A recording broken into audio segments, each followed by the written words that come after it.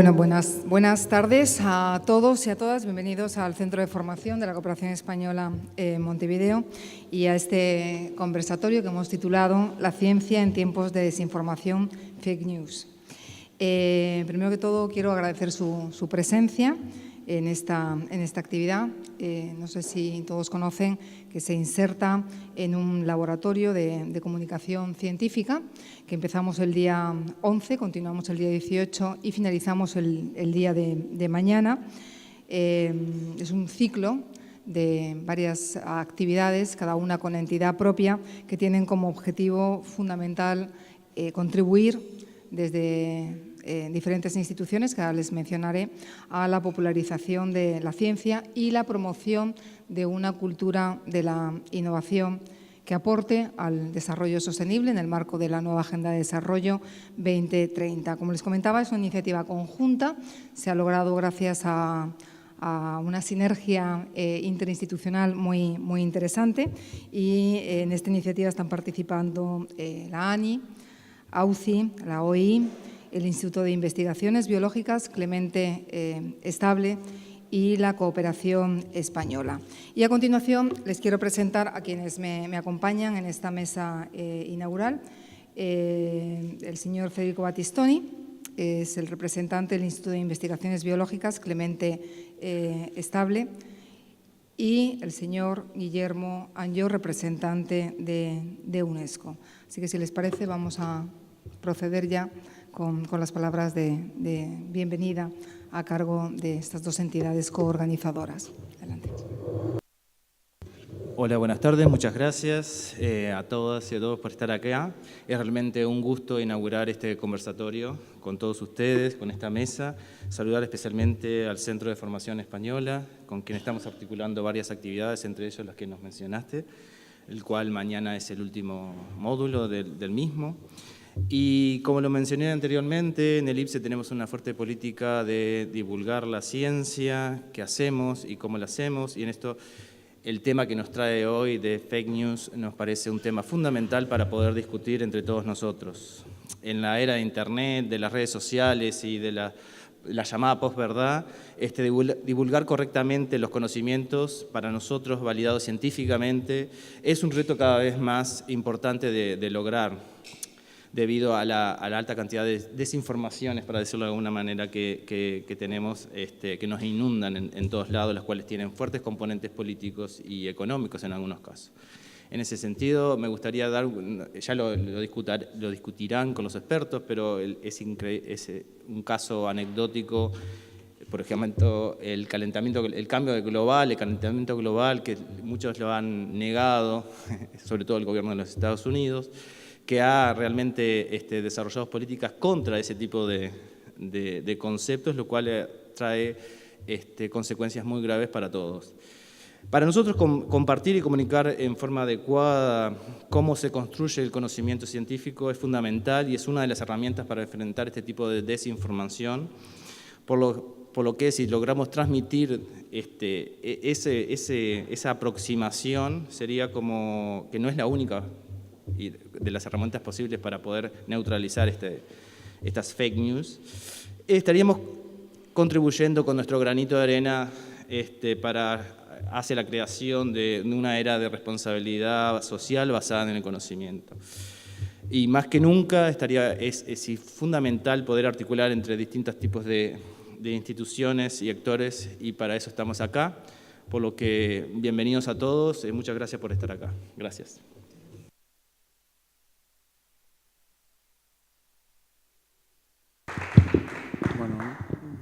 Gracias, Mercedes, en tu nombre a la Cooperación Española. Voy a tratar de ser breve porque no vinieron a escucharnos a nosotros, sino a los oradores. Y en ese sentido quería remarcar dos cosas de todas las jornadas y de este evento en particular, que hacen un poco al espíritu de lo que UNESCO intenta trabajar desde hace mucho tiempo.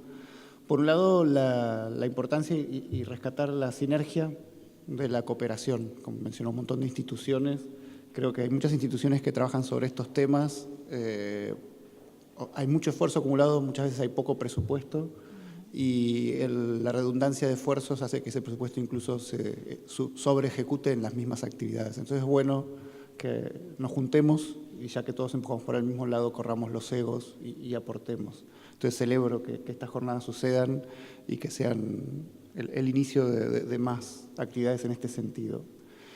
Y lo segundo, un poco en línea con lo que dice Federico, que lo decía en su modo desde una institución de investigación, estamos transitando tiempos de cambio. Estamos transitando tiempos que como lo estamos transitando nos cuesta a veces tomar la perspectiva, pero son momentos en los que estamos inmersos en nuevas tecnologías que nos han cambiado la vida, en nuevas culturas. Hoy ser científico está bien visto y hasta es lo canchero y lo cool. Y cuando yo era chico, ser científico era lo más, perdón la expresión, lo más goma. Era el chico más, el peor chico de la clase y lo más aburrido. Y hoy se ha vuelto lo entretenido. Y en conjunto y en paralelo a eso, no se sabe lo que es la verdad. El planteo que hacía del cambio climático y en base a qué puedo creer que es cierto o no que el cambio climático es tal. ¿Por qué tengo que creerle a unos y no a otros? Y la diferencia probablemente está justamente en la ciencia, en el método científico, en la rigurosidad, en la posibilidad, en la duda. El que realmente es un científico de espíritu es alguien que duda. Y lo que tenemos que tratar de proveer es herramientas para poder tener esa reflexión. Y creo que el espacio de esta discusión y todo lo que viene ahora es un nuevo, vuelvo a decir, transitar un nuevo momento, un nuevo espacio que nos va a someter a un montón de informaciones y acceder a un montón de conocimiento, pero al mismo tiempo no necesariamente todo ese conocimiento ni es útil ni es cierto.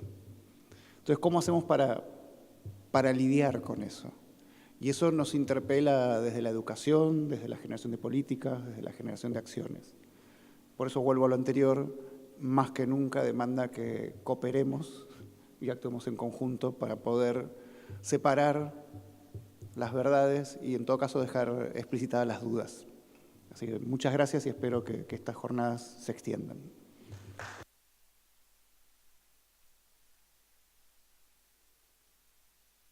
Bueno, les comento brevemente el plan que tenemos. En este momento les vamos a proyectar un video institucional, unos minutos de publicidad.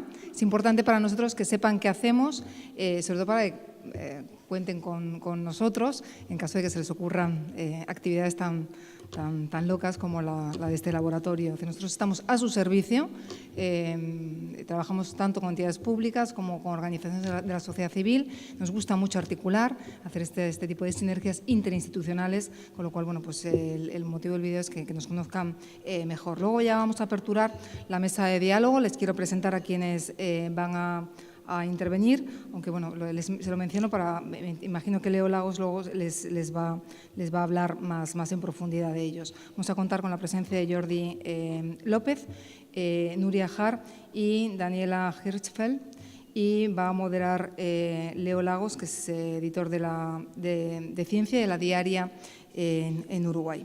Así que, bueno, si les parece, vamos a los minutos de publicidad.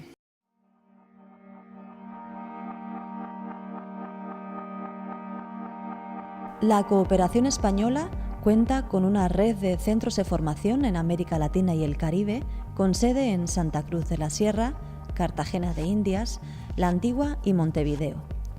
El accionar de los centros de formación se enmarca en Interconecta, el plan de transferencia, intercambio y gestión del conocimiento para el desarrollo. Como parte de la red de centros de formación, desde Montevideo se diseñan, coordinan y ponen en marcha acciones en coherencia con el compromiso de la cooperación española con la Agenda de Desarrollo 2030. El resultado es una potente programación de cursos, talleres, encuentros, laboratorios de ideas y seminarios en los que están presentes los asuntos más emergentes de la Agenda de Cooperación Internacional.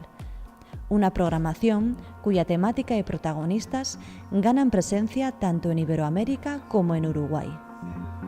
Muchas de las nuevas líneas de trabajo que se han venido desarrollando en América Latina han surgido del pensamiento, de la reflexión y de esa cooperación sur-sur que se ha venido haciendo en las actividades de los centros de formación. En donde no hay un donante y un receptor, sino que todos aportan algo arriba de la mesa y todos se benefician con algo. Es un espacio facilitador que nos permite diálogos, que nos permite acuerdos, en algunas ocasiones disensos o tensiones, pero también que nos permite trabajar y confluir en ámbitos comunes. El centro de formación ayuda a poner los temas que están a nivel global en la agenda de Uruguay. ¿Por qué? Porque está comunicado con otros centros de formación del mundo. La Agenda de Desarrollo 2030 nos interpela a todos, a los países, pero también al sistema de Naciones Unidas, a ver los temas de desarrollo con una mirada mucho más integral, a ser capaces de hacer las conexiones entre lo social, lo económico, lo medioambiental. Y nos fuerza a colaborar y a tener alianzas que van mucho más allá de las tradicionales que venimos teniendo. Es un factor de enriquecimiento muy importante. Todos estos encuentros muestran que tenemos diferencias y ahí está la riqueza de nuestra región y eso realmente el centro lo capitaliza. Así que es un lugar de encuentro, de creatividad, de innovación, de construcción de confianza, de acción política, porque estás diseñando política pública en muchos de esos espacios. Y de compartir conocimiento, no solo a nivel nacional, entre sociedad civil, ministerios, la cooperación en sí misma, los actores de la cooperación, pero también con otras experiencias regionales e internacionales. Y creo que esa es una oportunidad, también es un desafío y es una responsabilidad tanto para Uruguay como para España para capitalizar esa cooperación que nos promovemos realizar en estos países.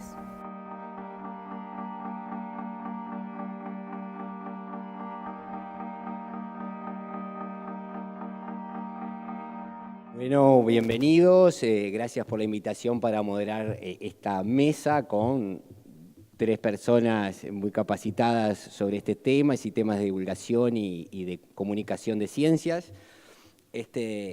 Vamos a hablar un poco de la fake news, que era la consigna para la cual se nos convocó.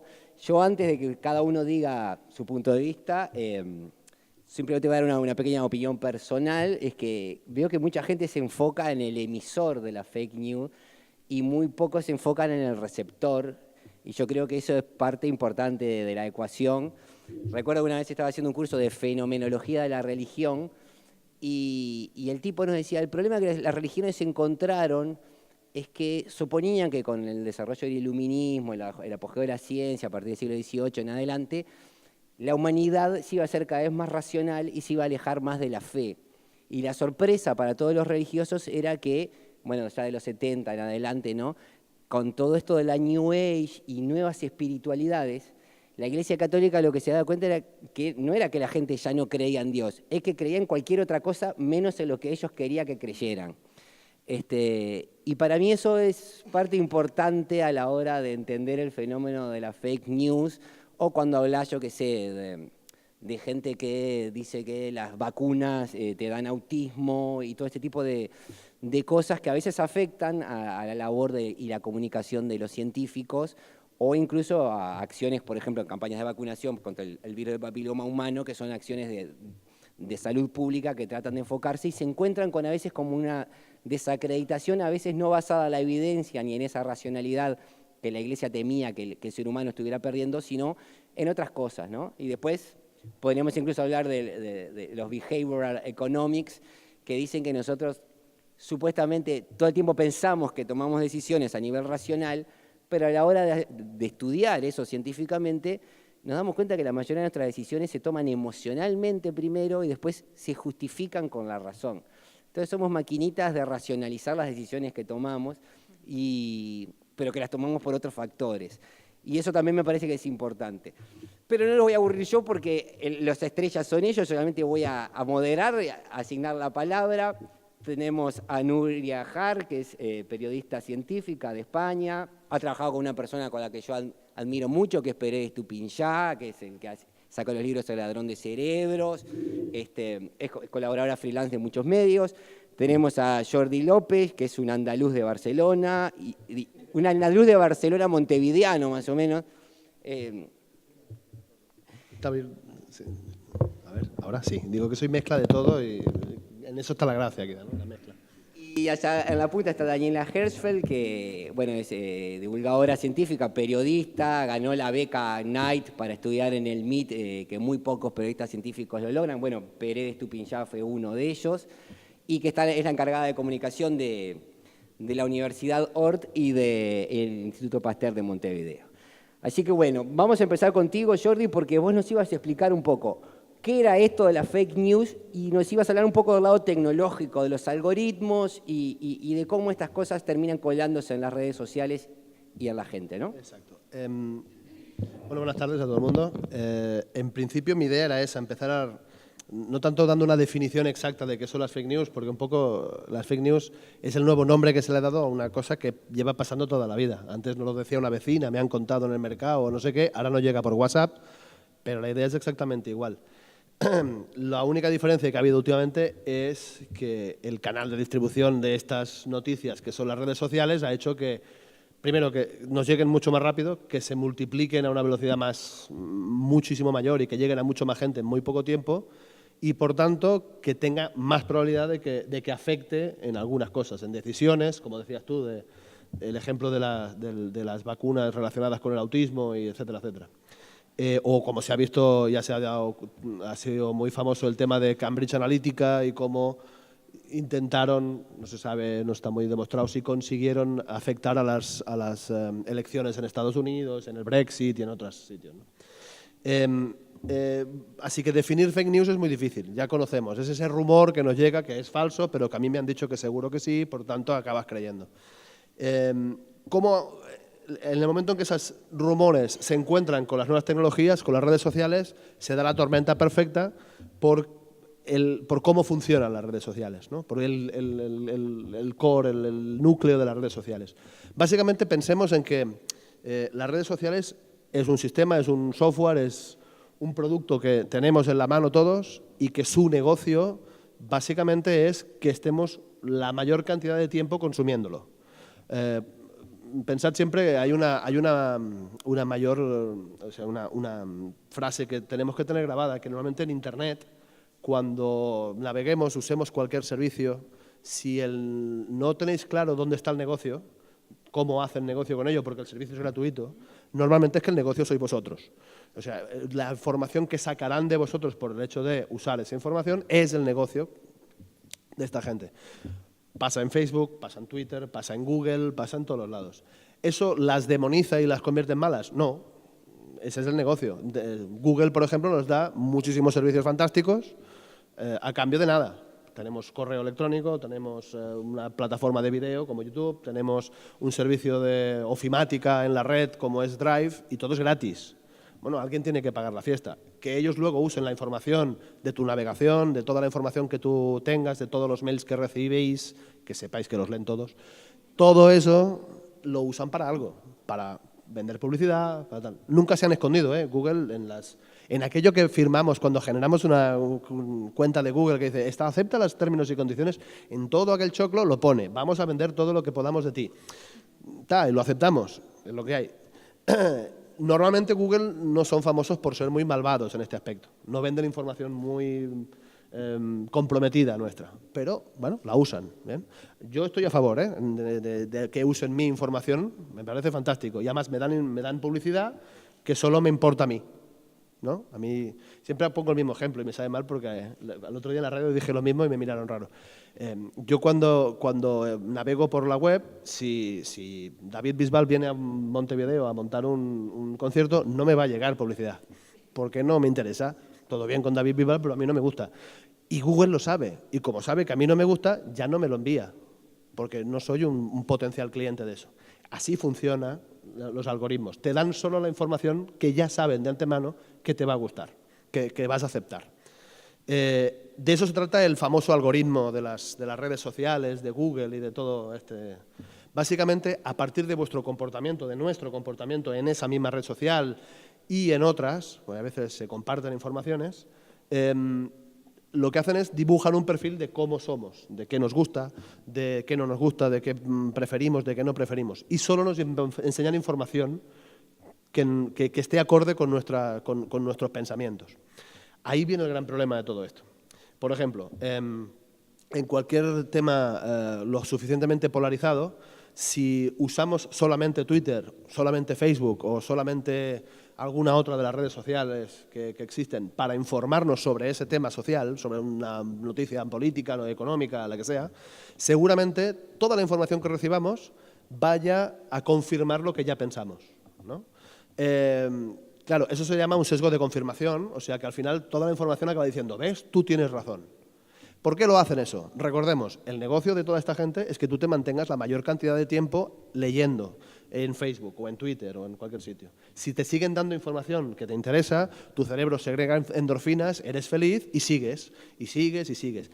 El mejor invento tecnológico que hizo Facebook, luego lo copiaron todos, que hizo Facebook para mantenernos constantemente enganchados en la página de Facebook, es una cosa que se llama Infinite Scroll. No es el mítico algorítmico. ¿El Infinite Scroll qué significa? Que cuando tú llegas abajo de todo de la página, ¡blup!, se carga más, y sigues, y nunca pararías, y siempre hay algo nuevo que enseñar.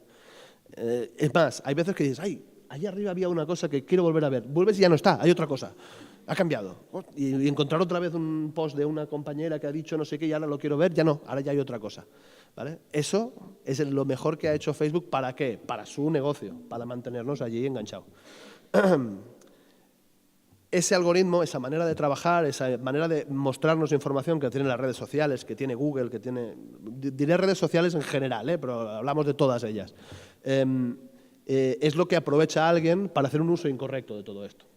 Bueno, alguien podrá decirme, el uso incorrecto que hace Google o Facebook también es incorrecto, ¿no? Pero bueno, vamos a plantearnos de que como nosotros nos hemos leído el contrato y tal, y ya sabemos que nos lo iban a hacer, ellos tienen nuestro permiso para darnos solo la información que nos gusta, para mantenernos allí la mayor cantidad de tiempo. Pero que venga otro y use ese mismo sistema para darnos su mensaje es donde entra el tema de las fake news, ¿no? Es lo que hacía Cambridge Analytica, que luego se destapó, ¿no? Ellos qué hacían, cómo dicen que afectaron a las elecciones entre Hillary y Trump.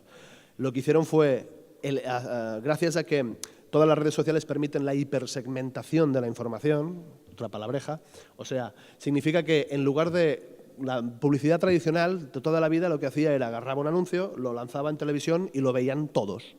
Y anunciaban detergente o, no, mira, comida sin sal, ¿no? Comida sin sal para la gente que es hipertensa. Y lo veían todos. Y la gente que no es hipertensa veía el mismo anuncio y no le importaba para nada, no le sirve eso. Pero bueno, lo ven todos. Y confiabas en que si lo veían todos, el público objetivo lo verá también. Y bueno, hoy en día ya no funciona así. Hoy en día, como saben, porque leen, miran, estudian constantemente todo nuestro comportamiento en redes, en Internet, en Google, en todo esto, saben exactamente quiénes son las personas hipertensas. Y cuando una empresa quiere hacer una publicidad de una comida sin sal, ya no la vemos todos, solo la ven aquellos a los que realmente les interesa. Lo que decíamos antes de David Bisbal, a mí ya no me lo enseñan. Como saben que no me gusta, ¿para qué gastar un disparo ahí? Que van solo a la gente que saben que le va a gustar. Bueno, esa hipersegmentación, poder enviar la información concreta solo a la gente que quieren, conjuntamente con el hecho de que robaron un montón de información de 80 millones de usuarios y tal y cual, hicieron que lanzaran información falsa a las gentes solo concretas que sabían que iban a creer esa información. Y ahí entramos en un punto que ya lo dejo ahí en la mesa, ¿no? Que es las noticias falsas funcionan porque queremos que funcionen, nosotros, como lectores, ¿no? Que es lo que decías antes, Leo, ¿no? El papel que tiene el lector es básico, es absolutamente básico. Si nos envían ahora una fake news que dice que acaban de bajar unas cuantas naves espaciales marcianas en el cerro y que van a normalmente no lo tomaremos a cachondeo y dirás, esto es mentira. Pero si se lo dicen a los fanáticos de los ovnis y de no sé qué, alguno creerá. ¿Por qué? Porque quieren creer. Ese es el punto, ¿no? Bueno, pues eso lo aprovechaba Cambridge Analytica, entre otros. Entre todos estos generadores de fake news aprovechan eso. No envían la información a todo el mundo. Envían esa información a la gente que saben que la va a creer, ¿vale? Evidentemente, ¿cuál es la razón por qué se haga eso? Ahí os voy a dejar a vosotros, ¿no? ¿Por qué hacen eso? ¿Qué quieren conseguir enviándonos esas fake news? Bueno, eso ahora lo podemos debatir un poco entre todos. Así, pero lo que sí que quiero que tengáis claro es que todo ese comportamiento que pasa en las redes pasa con nuestro consentimiento, con el consentimiento de las redes sociales, de Facebook, de Twitter, de todos esos. ¿Por qué? Por lo mismo de antes. Eso genera que haya un montón de gente que se esté más rato delante de la computadora o del celular mirando Facebook. Para ellos eso es estupendo. Así que es mentira, bueno, pero para mí me vale. Eso al final todo es un negocio. El negocio de Facebook y de las redes sociales es mantenernos delante de la pantalla y alguien aprovecha ese funcionamiento para hacer su negocio, el que sea. No me quiero extender mucho más, que quiero dejar tiempo, pero luego habrá preguntas y podemos seguir charlando. Bien. Te iba a preguntar, entonces, ¿existiría algo así como un algoritmo para la credulidad? Sí, te envían la información que vas a creer y queremos creer. Es más, hay muchas veces que nos lo queremos creer y internamente esa mente más, esa parte más racional nuestra dice, no, esto no puede ser, pero como es too good to be true, ¿no? Que dicen es demasiado bueno para ser falso, me lo voy a creer. Tiene que ser bueno y tiene que ser cierto y me lo quiero creer. Y estas cosas pasan. Además, lo que decía, siempre acaban confirmando una cosa que ya creíamos de antemano. Y eso es fantástico porque no hay nada que nos guste más que tener la razón. Aunque no sirva para nada, tener que nos confirmen es fantástico. Bien, te quiero hacer una pequeña pregunta antes de darle paso a Nuria, que es algo que hablamos antes, ¿no? Yo pensé que la fake news era algo que similaba de cierta manera a tener una... estaba formulado como una noticia tradicional, ¿no? Sí. Donde se pretendía engañar a la persona de que eso podría haber sido dicho por un medio establecido, claro, con prestigio, porque todos sabemos que los diarios nunca mienten, nunca. No, que son confiables, claro. Pero la fake news como que trataba de embuirse en ese prestigio, sea por la forma. No siempre. Pero vos me decías que, por ejemplo, esos audios de WhatsApp que llegan, sí, que dice que a los venezolanos va la gente del Mides a la frontera a recibirlos, sí, para llevarlos a las casas, eso podría entrar también dentro. Hay mucha gente que lo cree. Muchísima gente que cree que les dan la credencial para que les voten luego y tal. Y eso es absolutamente falso. Lo han desmentido un montón de veces. En el programa de radio que conduzco en Radio Sarandí, yo he tenido sentado a mi lado a lo que soy es fatal para los nombres, que es el presidente del Partido Independiente. También tuve a uno de los líderes del Partido Nacional. Es la oposición. Y ellos mismos me dijeron, no, eso es imposible. No puede ser, no lo hace nadie. Es que a mí me gustaría vivir en un país que el MIDES tuviera tantos funcionarios como, claro, para encima ir a esperar a los extranjeros a la frontera y los trajeran. Sería fantástico. ¿Tenemos un MIDES? Sí. No, los dos me dijeron, como partido de la oposición, me dijeron, cómo está funcionando el MIDES es una cosa que debemos debatir y que no estamos de acuerdo, pero eso que dices es una tontería, no se lo cree nadie. Y yo le dije, no, mucha gente lo cree. ¿Por qué? Porque llega a través del WhatsApp. O sea, la información siempre nos llegará con el formato y a través del canal mejor para que nos lo queramos creer. Es más, en Estados Unidos, cuando una de las noticias fake que funcionó muy bien durante la época de las elecciones fue decir que en Texas, en el estado de Texas, estaban desplegando tropas estadounidenses que iban a invadir Texas, porque Texas es republicana, entonces Hillary Clinton había dado orden de que se invadiera Texas. Evidentemente, dentro de su constitución y de su normativa dice que el ejército de los Estados Unidos nunca se despliega en territorio nacional. Y además eso va a misa. Si hubiese pasado eso, hubiese salido en todas las noticias de todo el mundo. Ya no hablamos de la CNN, que parece que el Trump no está muy a gusto con ellos. De todo el mundo lo hubiese dicho. El hecho de que no saliera en ningún medio oficial servía de confirmación para esta gente. ¿Ves? Lo están escondiendo. Es verdad porque no lo dicen. Al final si lo dicen, me confirma, y si no lo dicen, me confirma también. Es eso. Y nos llegará siempre eso, en el formato que nos sea más sencillo para que nos lo creamos. Y va así. Bueno, y en eso tal vez la prensa nos esté ayudando, porque ahora muchos medios de prensa también se están peleando por informar por Twitter o informar por Facebook. Sí, y entonces, por un lado se quejan de estas noticias falsas, pero por otro lado tienen a periodistas escribiendo noticias en 140 caracteres, y sabemos que a veces en 140 caracteres parte de la información queda por fuera, ¿no? Yo ahora eso se lo dejaré a las periodistas, que yo no soy periodista, pero yo creo, ahora es opinión, yo creo que a veces el periodismo está intentando ir más rápido que las redes sociales. Está intentando correr tanto como Facebook o como Twitter. Y precisamente a lo mejor debería ser más tranquilo. Pero bueno, eso es mi opinión. Ahora las entendidas hablan.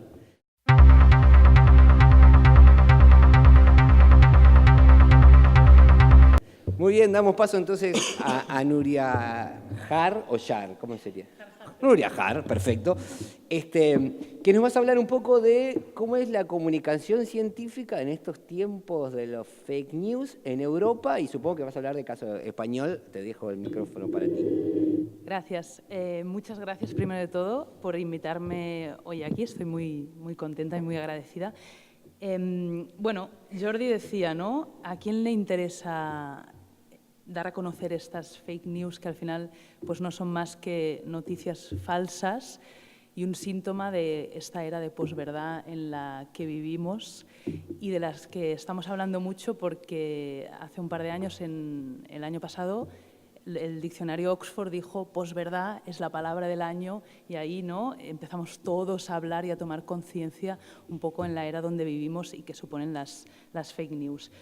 Pues a veces hay intención detrás de una noticia falsa, a veces no hay una intención, pero sí que es verdad que estamos viendo cómo las noticias falsas han incidido en resultados electorales, por lo tanto, yo diría que son un peligro para la democracia. Si no tenemos una buena información, pues eso puede cambiar nuestro voto. Y en el caso de la ciencia, que es lo que hoy nos ocupa, yo diría que las fake news pueden llegar a ser un problema para la salud, porque una noticia falsa al final está reñida con la evidencia, y la evidencia es la columna vertebral de la medicina y de la ciencia. Ahora hablabais, ¿no?, del ejemplo paradigmático de las vacunas. Todo el movimiento antivacunas siempre ha existido, pero podríamos decir que agarró un altavoz cuando a finales de los 90 un científico publica en la revista The Lancet, una revista científica de mucho prestigio, que sí que él tiene datos, ¿no?, que relaciona la triple vírica con casos de autismo en niños y niñas. Claro, allí los antivacunas, vamos, se fregaron las manos, ya tenían el paper, el artículo científico que les daba la razón, porque como apuntaba Jordi y como decías tú, al final también tenemos que ver un poco cómo funciona nuestro cerebro, ¿no?, el sesgo cognitivo, que nos gusta más escuchar todo aquello que nos da la razón que no lo que no nos da la razón. Y al final se demostró que ese estudio era falso. Es decir, no es que se la cuelen a los periodistas, a la sociedad, es que se la cuelan hasta las revistas científicas donde hay otros científicos que están haciendo una revisión por pares e intentando que esto no se cuele, ¿no? Entonces, las noticias falsas, bueno, están en todas partes. Es verdad que las redes sociales lo han amplificado mucho más, pero yo creo que hay una preocupación no solo nuestra, aquí estamos, ¿no?, periodistas, sociedad, discutiendo, sino también de las empresas que hay detrás. Facebook, por ejemplo, ha dicho que se compromete en limitar la difusión de noticias falsas y ahora va a abrir su centro operativo para luchar contra esto en Barcelona, precisamente. Ahora están fichando a gente, a unos 500 profesionales más o menos, para intentar poner solución, bueno, a algo que es con lo que ellos se encuentran cada día, ¿no? Es decir, ¿qué problema hay con Facebook o con las redes sociales? Y no las quiero demonizar porque estoy en Facebook, en Twitter, en Instagram y las consumo y me parecen maravillosas y han facilitado muchísimo nuestro trabajo, ¿no? Como decías tú, hipersegmentación. Hay mucha gente que no se informa por la tele, que no se informa por la radio o por la prensa. Ellos entran en su Facebook y en su Facebook hay noticias que comparten sus contactos, pero sus contactos tienen un interés determinado de su realidad y allí, es decir, no hay un periodista que haya filtrado, que haya contrastado. Entonces, si allí se cuela una noticia falsa, es más difícil, ¿no?, contrastar y saber si eso es cierto o no. En Europa, como decías antes, ¿no?, que decías cuál es la situación en Europa. En Europa hay preocupación también por las noticias falsas y precisamente el mes pasado, en abril, la Comisión Europea, yo me quedé muy sorprendida, renunció a legislar contra las noticias falsas. Ellos decían, ostras, esto de las noticias falsas ha sido un problema en Estados Unidos, los populismos, la ultraderecha ve en la apelación de la moción que hace la noticia falsa como wow, hay un filón para incidir y en Europa también está creciendo, ¿no? El populismo, la ultraderecha están consiguiendo representación parlamentaria que no tenían. pero en cambio la Comisión Europea renunció a legislarlo, ¿no? Porque, bueno, no se quieren poner en la legislación de cada Estado miembro y ahí se quedó, ¿no? Pero sí que es un problema que, bueno, está despertando preocupación y que tanto gobiernos como ciudadanía, como empresas están intentando poner solución de alguna manera. Si te parece, lo dejo ahí y luego ya continuamos discutiendo. Bien. Decías que las fake news son un problema para la democracia, ¿no? Pero a la hora, por ejemplo, de una elección, pero la publicidad electoral también debería estar prohibida como un problema para la democracia, ¿no? Gente cantando y sonriendo a cámaras para decidir a quién vota una persona no parece ser el abordaje más racional para elegir la persona que te va a gobernar por X años. Bueno, pero es publicidad. Entonces es otro terreno y yo ahí no me meto.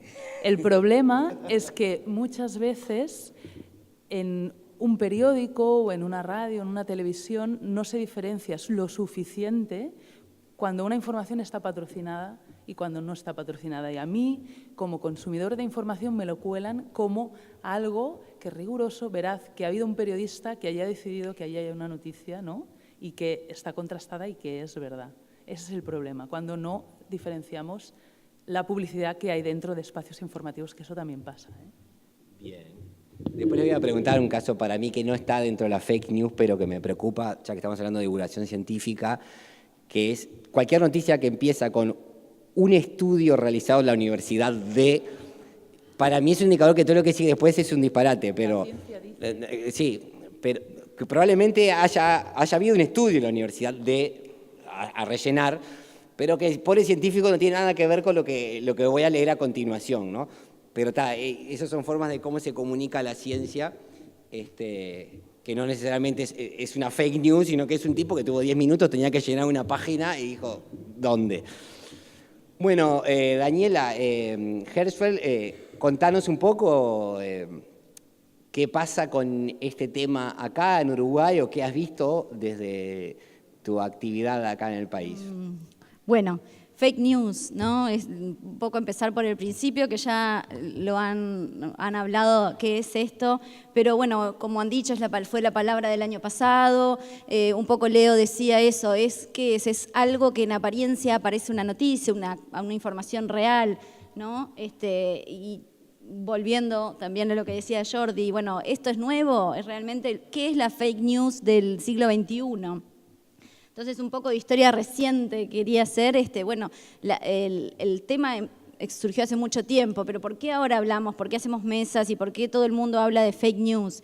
Y empezó un poco con este personaje y su jefe, Donald Trump, que, bueno, que en enero ya de aquel año, cuando él asumió, su consejera habló había una polémica, no sé si se acuerdan de este escenario, ¿no? Que había una polémica de si había habido mucha o poca gente en el acto de Asunción, y ellos decían que sí, que había habido más que nunca, y los otros decían que no, y entonces ella dijo, bueno, nosotros estamos presentando hechos alternativos, ¿no?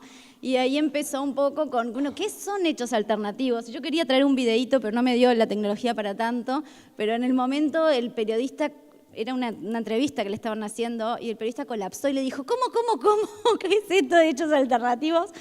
Si es alternativo es mentira. Y ella decía que no, pero muy tranquila, o sea, ningún problema en mentir con la mejor cara.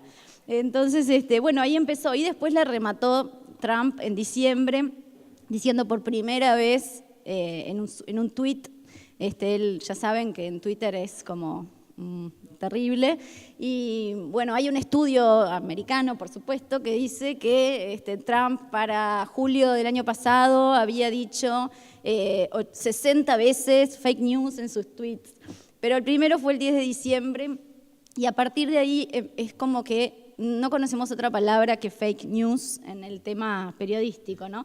Y él la ha usado para todo, desde, como dice ahí, desde mentir un lío con Rusia hasta decir si había poca o mucha gente en su acto de Asunción. O sea, fake news aplica para cualquier cosa que él quiera desmentir, ¿no? Entonces, bueno, pero ¿y qué pasó antes? Y es un poco lo que decíamos, siempre existió. Los que nacimos en otro siglo, y eso cuando uno le dice a los más chicos, te dicen, ¿en otro siglo? Entonces, bueno, cuando nos nacimos en otro siglo, los llamábamos rumores, los llamábamos teorías conspirativas, los llamábamos mensajes falsos. ¿Quién nos recibió alguna vez cuando hacíamos esos juegos de amigos por carta, por ejemplo, ese tipo de cosas que si no mandás la carta a 10 amigos te va a caer un dinosaurio en tu casa? Y bueno, eso también era una fake news en algún punto, ¿no? Y bueno, los rumores, todo eso en algún momento fue el antecedente, digamos, de fake news. En algún punto yo siento que hay como palabras que de repente se ponen de moda, ¿no? Acuérdense en un momento, resiliencia. ¿Quién alguna vez había hablado de la resiliencia antes de que la resiliencia se pusiera de moda, ¿no? Y ahora todo el mundo sabe que no es lo mismo que resistencia, que no es lo mismo que otra cosa, que es una palabra nueva. Innovación en un momento también fue una palabra nueva. Ahora la usamos cotidianamente, pero innovación fue nueva. Emprendedurismo, hasta difícil de decir al principio, y ahora tenemos hasta una versión medio en español. Pero bueno, ¿cómo catalogar entonces, si esto no fueran fake news, cómo catalogar? ¿Se acuerdan del chupacabra? ¿Se acuerdan del agua de Querétaro? Ya acercándonos un poco más a lo que son noticias de ciencia, ¿no? Noticias falsas de ciencia. Apolo 12, el aterrizaje en la Luna, el alunizaje, el Área 51, ¿no? O sea, todos esos en algún momento eran sujetas a teorías conspirativas o rumores. Bueno, pero ¿qué pasa? Y es un poco lo que hablaban también Jordi y Nuria. Aparecieron las redes, todas, de a poco, fueron apareciendo y sumándose a esto. Entonces, si esto fuera, yo lo hice como si fuera la tapa de un diario, ¿no? Y si fuera un titular, las redes dirían estoy en mi mejor momento, las fake news dirían estoy en mi mejor momento, ¿no? Porque las redes sociales son las que le han dado realmente la plataforma para explotar. Jordi creo que lo dijo medio al pasar, pero hay estudios que miden cómo ahora un rumor o una noticia falsa se expande exponencialmente y, bueno, la plataforma son las redes. Entonces, acuérdense cuánto demora un rumor en esparcirse. De hecho, hay un rumor que dice en Uruguay que una persona hizo un estudio de campo, una persona X, que obviamente no se sabe quién es, o sea que debe haber sido fake news, que dijo que empezó a contar que tal novia, seguramente se acuerdan o la escucharon, una novia en el cerro había dejado plantado a no sé quién y midió cuánto tiempo llegaba esa noticia a su círculo de amistades. Y bueno, no me acuerdo porque esto fue hace 20 años, pero siempre existieron esas cosas, hasta que, bueno, ahora es de un segundo para el otro. Hoy no hubiera demorado ni 30 segundos, ¿no? Seguramente él o ella, la persona que hizo este experimento, si lo hizo realmente, debe haber esperado semanas, meses. Ahora creo que ni en un minuto ya es trending topic o ese tipo de cosas, ¿no? Bueno, como dice, ¿quién podía leer algo más que la prensa local antes de prensa o la tele o la radio antes de las redes? O sea, la forma de enterarse de las noticias era algo que por lo pronto surgía de un día para el otro o en un programa de radio o en la tele, pero no en esta inmediatez que tenemos hoy con las redes. Bueno, y en esto también que contaban de WhatsApp, ¿no? Esta es una historia personal. Mi madre hace un par de semanas me dice, ¿viste, Daniela, que ganaron los de Tala de nuevo el concurso de robótica? Sí, mamá, qué raro, ¿dónde lo viste? Me lo mandó en WhatsApp un amigo, no sé qué, sí, qué raro, o sea, es que entonces empecé porque dije, ay, qué buena noticia, la voy a tuitear, y entré al Twitter de Cultura Científica, el del MEC, y no vi nada, y le digo, mamá, me parece que esto no es cierto. No, pero me lo mandó fulano de tal, que tiene una empresa, es empresario TIC, él debe saber.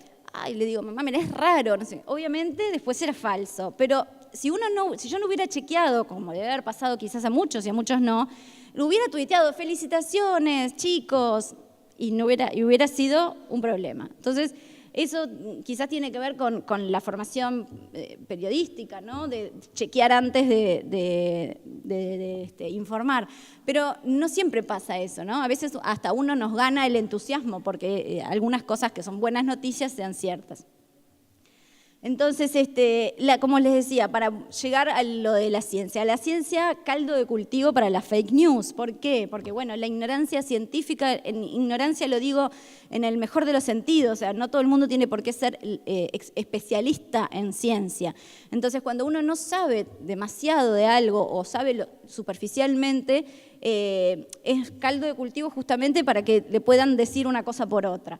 Imagínense, hablando de vacunas y otros temas médicos, como dice, el cambio climático, los transgénicos, fíjense el peso de estos temas que ni siquiera los científicos se ponen de acuerdo, imagínense la población general, ¿no? Armas químicas, biológicas, secretas, las teorías conspirativas de lo que pasa, las amenazas espaciales, va a venir un meteorito, nos va a matar a todos. Bueno, los transgénicos, perdón, me quedó repetido, la leche de vaca, si sí, si no, si hasta los 8, hasta los 3, hasta los 1, o si no tenemos que tomar como especie, no tenemos que tomar leche de otra especie.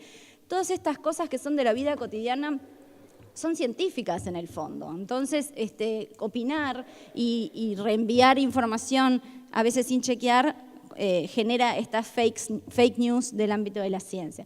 Y luego, y acá por eso digo, si hubiéramos sido mentalistas, hubiéramos hablado de lo mismo, yo le digo el síndrome, la ciencia confirma qué, ¿no?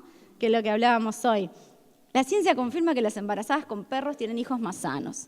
Es genial. O sea, imagínense el tiempo que tiene que tener un científico para dedicarse a esto, que tenga más financiación para hacerlo, ¿no?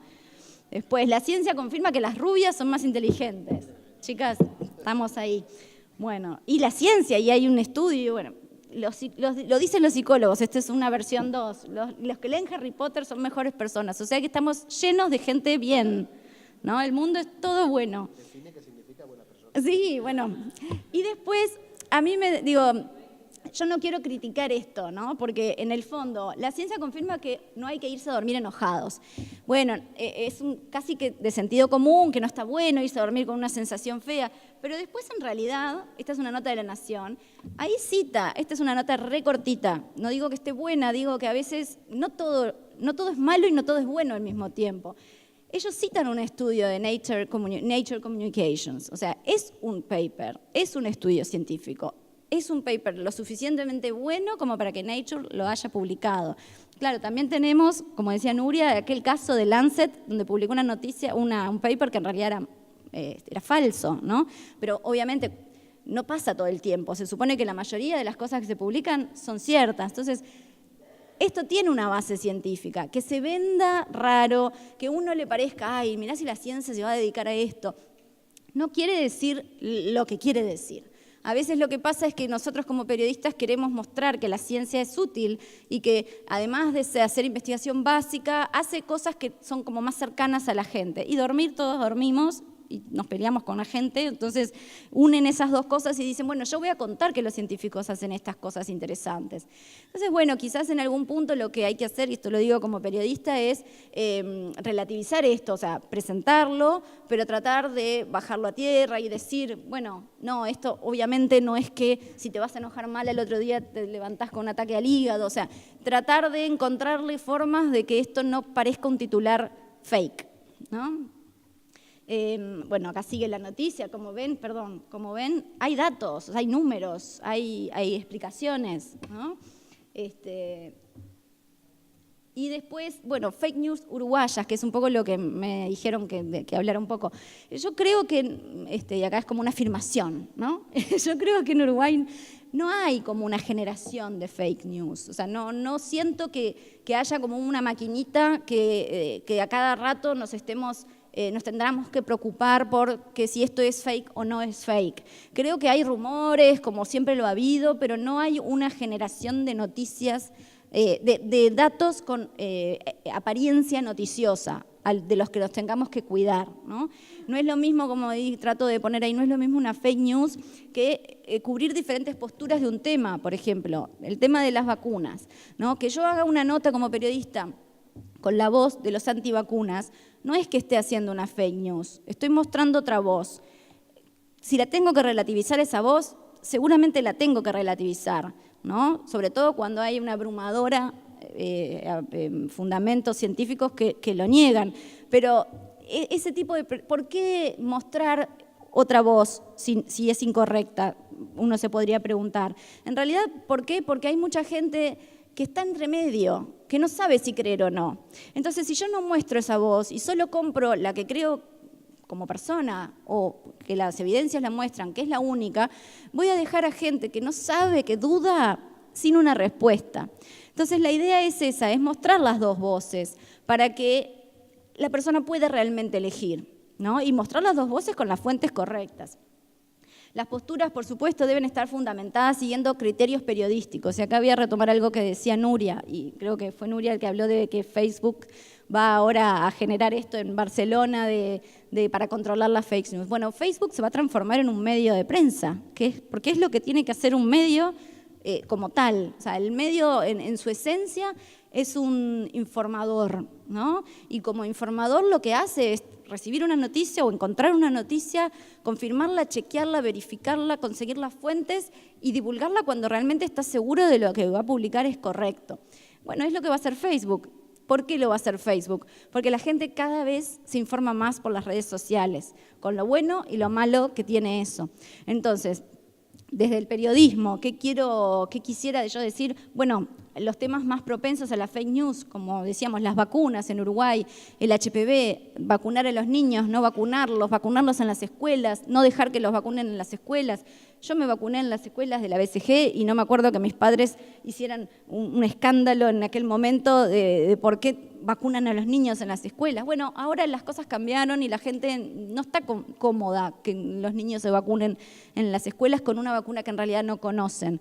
Entonces, bueno, ese tipo de cosas hay que manejarlas porque esas cosas cambian. El sarampión, que ahora, bueno, hay como un rebrote. Entonces, ¿qué hacer? Y esto lo digo como periodista, desde el periodismo. La clave para mí de la fake news está en cómo la gente obtiene información, que es esto lo que les digo. Ahora, cada vez más la gente se informa por las redes.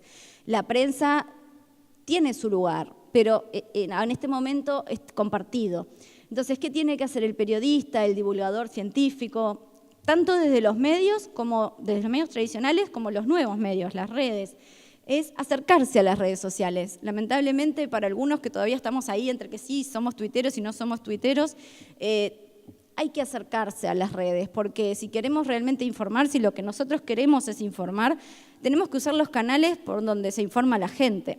Y si la gente se informa por Twitter, yo voy a tratar de darles la información en la que yo creo. En la que yo creo no porque yo crea en esa información, en la que yo creo porque tiene los datos que la persona necesita para tomar una decisión. Después que coincida o no conmigo es otra cosa, ¿no? Entonces, como les digo, bueno, descartar que los periodistas se acerquen a las redes sociales. ¿Por qué? Porque en las redes sociales no hay filtro, también lo decía Nuria, no hay fuentes verificadas, cualquiera puede opinar, otra vez, con lo bueno y con lo malo que eso tiene, y es una mirada sin contexto, lo que pasa hoy. Pero como todo, las cosas tienen una historia, y si uno no conoce la historia, a veces no puede tomar una decisión bien. Entonces, ¿qué quiere decir esto? ¿Descartar las redes, los medios tradicionales y ir todos a Twitter? No, yo creo que los medios son más necesarios que nunca en este momento porque deben justamente reforzar su papel de verificador de la información, no de controlador, de verificador, de que usemos los criterios periodísticos de la profesión para chequear que las fuentes sean correctas, que la gente correcta sea consultada por un tema y que sean idóneos en ese tema. Y ya para terminar, leí, mientras buscaba información, leí esta afirmación. No se puede pretender un país que remunere bien a los científicos e invierta en ciencia si el público no puede acceder a los descubrimientos científicos. Y no podrá acceder mientras los medios no estén regulados para evitar que publiquen tal cantidad de basura disfrazada de ciencia. Y en negrita pongo, por favor no regulen los medios de prensa, pero en el buen sentido. Los medios de prensa no es que tengan que ser regulados, lo que tiene es que los periodistas tienen que estar mejor capacitados, los editores tienen que estar mejor capacitados para entender la realidad en que estamos hoy, para entender las noticias de ciencia y para realmente hacer mejor nuestro trabajo, pero no regular. Bien.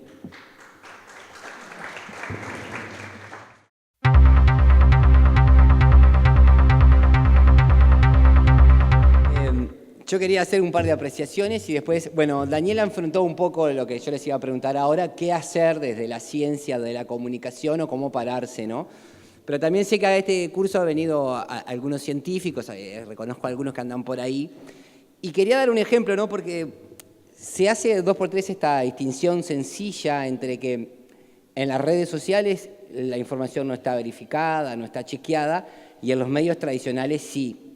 Y acá tengo, bueno, no solo porque acaba de venir, pero está Gonzalo Tancredi, a quien yo es un astrónomo muy importante, es uno de los encargados de derrocar a Plutón del sistema planetario, todo eso. Y yo lo bauticé astrónomo de masas, porque, y esto no entra dentro de los fake news, o para mí sí, porque los medios tradicionales, a la hora de informar, pasa mucha información que no está chequeada por nadie, y una vez que la dicen 1, 2 o 3 veces, pasa a ser una realidad objetiva, se supone, porque si lo dijo Canal 4 no es que me lo dijo el tachero en WhatsApp, me lo dijo Canal 4, tiene que ser verdad, o me lo dijo Canal 10 o Canal 12. Y quería traer el caso porque me parece que es a lo que el mundo en el que me gustaría vivir, que hubiera más Gonzalo Tancredi, no porque sea una buena persona, ¿no? Sino porque lo que hizo, voy a poner el caso concreto, cuando estuvo en la manifestación de los autoconvocados en el campo, hubo medios de comunicación, que ya lo dije la vez pasada, nunca son neutros, nunca buscan la objetividad, pero cubrieron ese evento, mandaron cámaras, mandaron drones, que a veces no sacan para ningún otro evento, e informaron sobre la cantidad de gente que había sido convocada. Canal 10 incluso hay lo que se llama un bobero, que es la franja abajo con unas letras sobre una empresa, que decía la mayor manifestación en la historia del Uruguay. Conociendo, no sé, otro tanto, miles de manifestaciones mucho más multitudinarias. Y se empezaban a repetir números de la cantidad de concurrentes. Y Gonzalo Tancredi, que está acostumbrado a contar en una pantalla la cantidad de estrellitas y todo ese tipo de cosas, estaba de vacaciones, creo, ¿no? Era así. Y dijo, voy a analizar esta imagen, voy a hacer, con los conocimientos que él tiene, determinar ciertas distancias, ciertas perspectivas, la información que hay de cuántas personas pueden entrar en 1 metro cuadrado estando paradas y todo eso, y realizó un conteo, un hombre de ciencia, que ojo, no quiere decir que lo que diga Gonzalo, porque es científico, tenga que ser el número exacto, pero dijo, bueno, tengo tiempo libre, puedo aportar capaz que un número. Y el número que le dio era muy inferior a lo que estaban diciendo todos los medios tradicionales. Después esto volvió a suceder en el acto, porque mucha gente podía decir, este Gonzalo está pagado por el Frente Amplio para que la manifestación del campo no sea tan efectiva, no sé cuánto. Después volvió a hacer lo mismo con el acto del cumpleaños del Frente Amplio en Piriápolis. Y otra vez le dio un número muy a la baja de lo que informaba alguna gente, y un poco más de lo que informaba la oposición de lo que había sido. Y el último, donde tuvo la mayor diferencia, esto no se ha podido discutir mucho porque es un tema que es muy sensible, y fue con la marcha del 8M, cuando se llegó a afirmar que casi prácticamente había, no me acuerdo la cifra que decía, ¿vos te acordás, Gonzalo, la cifra que se había dicho? ¿Cuántas? 300.000 personas, y era un número muy llamativo, siendo que en Montevideo vivimos 1,5 millones de personas, 1 de cada 3 personas de Montevideo estaban 18 de julio en ese momento. Y él hizo los cálculos de nuevo y le dio un número bastante inferior, que era 60.000, por ahí, 50.000 a reventar, creo que habías dicho. Que no importa, o sea, uno dice, la causa de la violencia de género no se va a medir, o creo yo, no se va a medir por la cantidad de gente que marche o no. Y ese software, Gonzalo, seguro, ¿eh?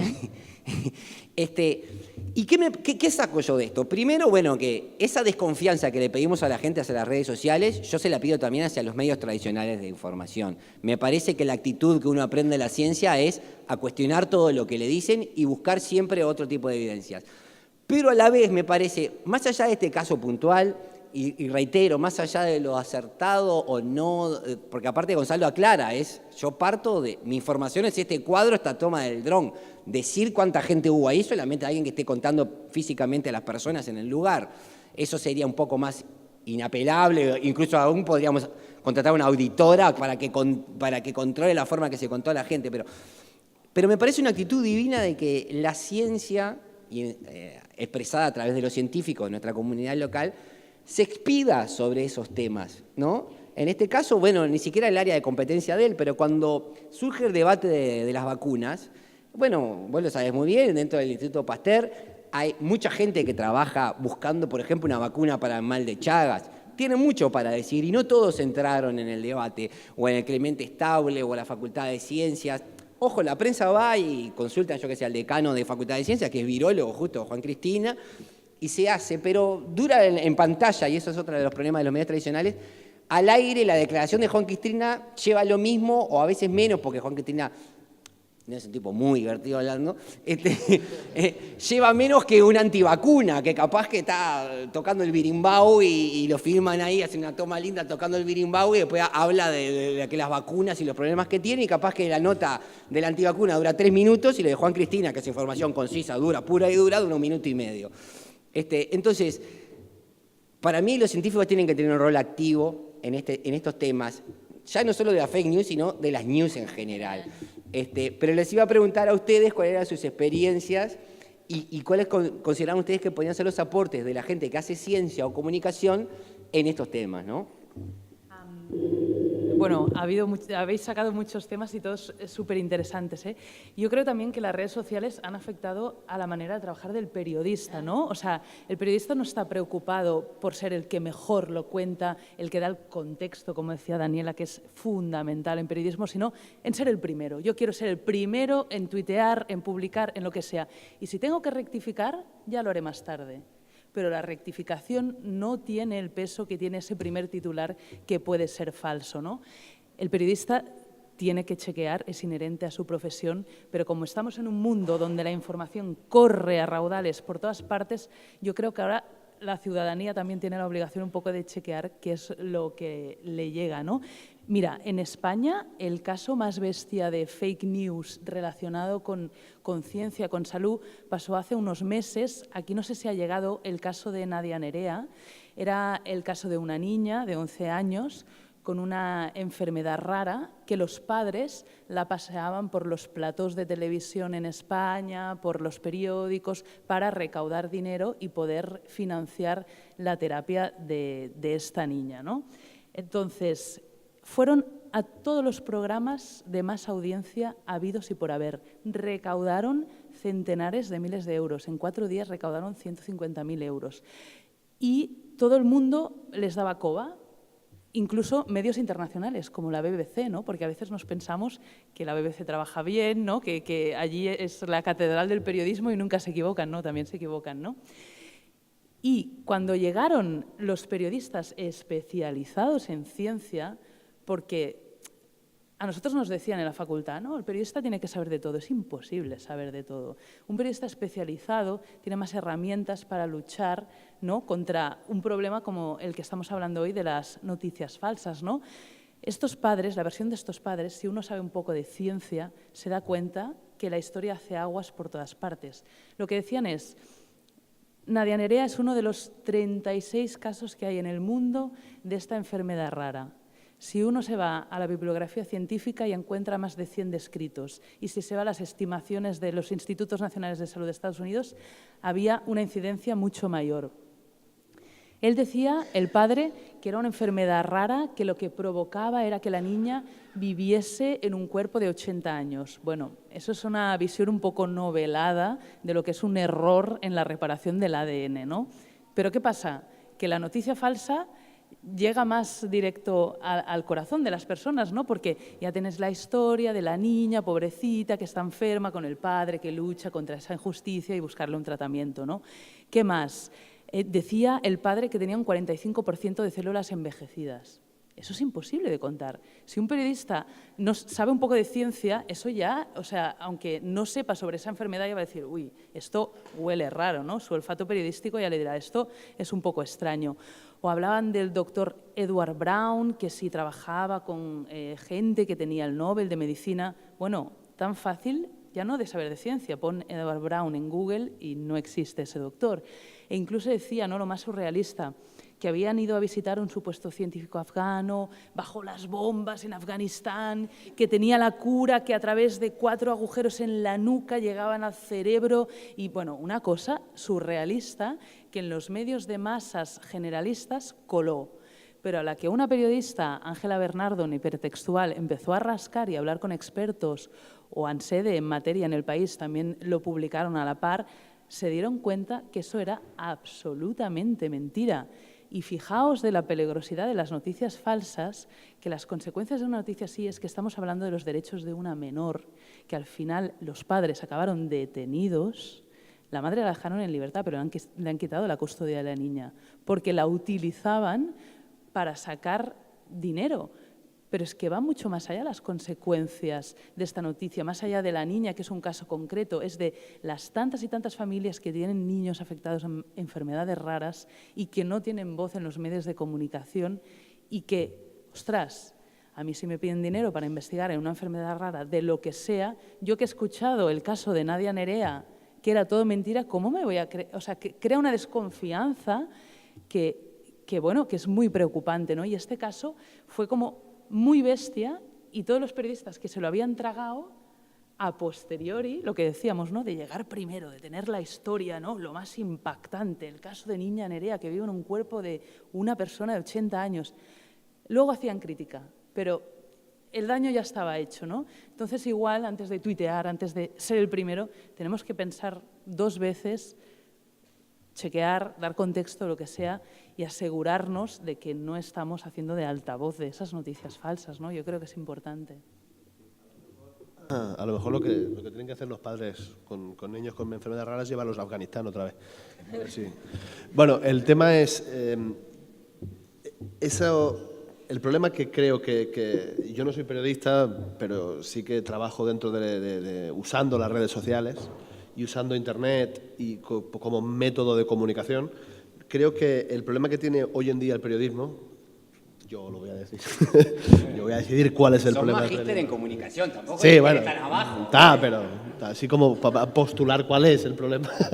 Bueno, en cualquier caso, yo creo que el problema, y lo he oído a mucha gente, que es que hoy en día la mayoría de los medios ya no se financian gracias a la publicidad, ni se financian gracias a la venta de los periódicos o a las suscripciones, sino que la mayoría de las veces se financian gracias a la cantidad de clics. Y eso es un gran problema, porque significa que tienen que ganarle en clics al Twitter y tienen que ganarle en clics al Facebook. Y eso lleva a eso, a públicalo ya, porque si lo saca otro se llevará los clics y perderemos la financiación, perderemos el dinero. Disculpa, muchas veces la ciencia no tiene titulares espectaculares, cerrados, de esto es así, ¿no? Porque muchas veces el científico, cuando hablas con él, te dice, bueno, esto aún estamos trabajando, es un pasito, pero a ver, ¿han curado el cáncer o no han curado el cáncer? Es el que busca todo el mundo, ¿no? El titular. Hemos conseguido la cura de lo que sea. Y eso conlleva también con lo que decías tú, ¿no? Del titular de 300.000 personas en no sé dónde. Es mucho más impactante que decir 27.300. Bueno, 300 mola más, queda como más grande. Va, pon uno gordo. Y no contrasta nadie, nada. Al final lo convierten todo en cualquier marcha, para cualquier cosa, como una competición a ver quién junta más gente. Y yo siempre he dicho lo mismo, ponerlos todos en fila, parecerá que haya más, así como llegarán más lejos. No sé, si al final la competición es cuánta gente traes... todo viene de eso, de cómo conseguir financiación para los medios tradicionales, que hoy en día su modelo de negocio ya no existe. El modelo de negocio de ir al kiosco y comprar el periódico diariamente es muy raro que la gente lo hagamos, ¿no? Yo me confieso, yo hace años que no compro un periódico en papel. Y eso es encontrar otro método, otro modelo de negocio que le permita a los periódicos, a los medios de comunicación, a los medios de prensa, seguir trabajando como trabajaban antes es muy difícil. Pero a la crisis económica de los medios, que es clarísima, se le suma una crisis de confianza, que es quien al final a ti como periodista te va a creer. Sí. Si nos dedicamos a contar noticias falsas y no hacer bien nuestro trabajo, sin duda, ¿no? Yo de hecho me había apuntado 2 veces, creo, la palabra confianza, que al final es... Cuando Daniela decía, ¿qué podemos hacer nosotros como periodistas o como consumidores de noticias, ¿no? La confianza para mí es básica. Antes pasaba, hace muchos años pasaba. Si salía en el New York Times, la gente confiaba en que habían hecho un estudio, que había periodistas muy profesionales y no le preguntabas al New York Times cuáles son tus fuentes. Es el New York Times, ya se daba por hecho. Hoy en día no, porque hemos perdido la confianza en los medios tradicionales. Pero hoy en día el problema es que como no sabemos en dónde depositar la confianza como lector, la depositamos en cualquiera.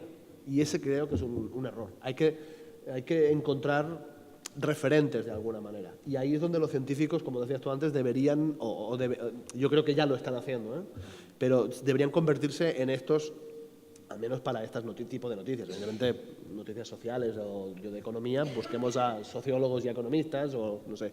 Pero en temas de salud, busquemos a investigadores en ese tema y busquemos que tengamos todos referentes, que sepamos que haya gente que cuando haya alguien el rector de la universidad o lo que sea que diga, mira, esto es así, habría que confiar en ellos. Conseguir esa confianza es complicado. Yo quiero, como periodista, quiero quebrar una lanza por el periodismo, ¿no? Y quiero tratar de que nos entiendan, ¿no?